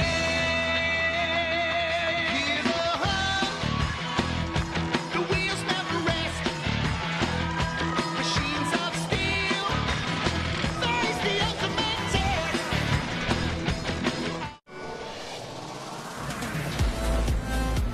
Great to have your company here at the Santos Tour Down Under, our Bolle play of the day, and haven't we had some wonderful Bolle plays of the day? In focus today, the man, the gorilla. He was in Lindau and now he's in the city. He has dominated this race, 18 stage wins, and today wasn't a conventional win, Robbie, was it? The train wasn't all in line, and he did it a bit differently. No, it wasn't quite textbook, and Caleb Ewan, he had to go from a very long way up, but Greipel right on the ball to peg him back, and he somehow found a little bit of slipstream behind Caleb Ewan. Yeah, once again, just show it. You could just see how much he wanted that, couldn't you? I mean, Caleb went, and then you just saw Greipel just honing in on him, focusing, and just rolled him on the line. I think his legs were so full of lactic acid, he actually started throwing the bike well before the line to wrap that one up. So, what an absolute legend. Fantastic finale of a fantastic race, and it actually does leave me hungry for more. So I can't wait to start next year again and come back next year. Yeah, well, we've got a year to think about it, but it really has set it up beautifully for the 21st year. Yeah, final thoughts quickly, boys, on what we've seen in the 2018 Santos Tour Down Under, the 20th edition. Well, for me, it promised so much and it delivered on every front. We've seen the big name riders come out here, and they didn't just come out to go through the motions. They came out and they delivered on every front with all the big names winning. And Peter Sagan, he's just showing his class to the whole world yet again. Yeah, absolutely. I mean, to have the world champion rock up and win a stage, that's probably the first time world champions actually won a stage in the Tour Down Under. So the big guns certainly came and fired, and no one really dominated the race. It wasn't until yesterday at the top of Wollonga that we still had confusion and time gaps and didn't know, and just what an awesome race. Brilliant. And I really think a lot of riders are off to a great season. Caleb Ewan showing promising shape and promising strengths. He was amongst it with the big names. He's going to keep on going, winning a lot of big races this season. Yenzi, Rob, Stu, Phil, Paul, Anna, John Stephenson. We've had a wonderful time. Michael Rogers. We've got the world's best production crew. That goes to every single person that's worked on this production. It's been a lot of fun for us as well to bring you every single moment, and hasn't there been some wonderful moments here at the Santos Tour Down Under, the 20th anniversary. We look forward to 21, and will it even bring more than what we had this year? We'll wait and see. From Channel 9's Wild Builder Sports, bye for now.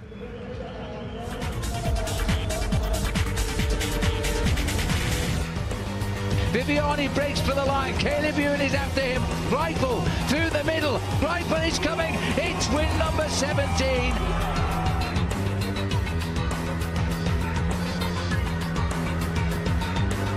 Caleb Ewan is going to make a dash to the line. And on the finish, we said he couldn't win. He just did it.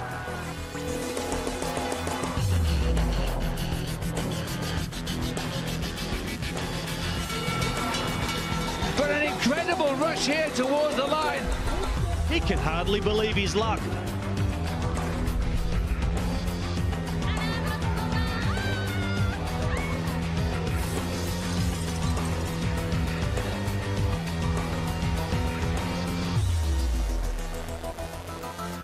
This is a determined effort by Daryl Impey as he comes up on the rails now. The world champion puts his head down. The world champion gets it on the line.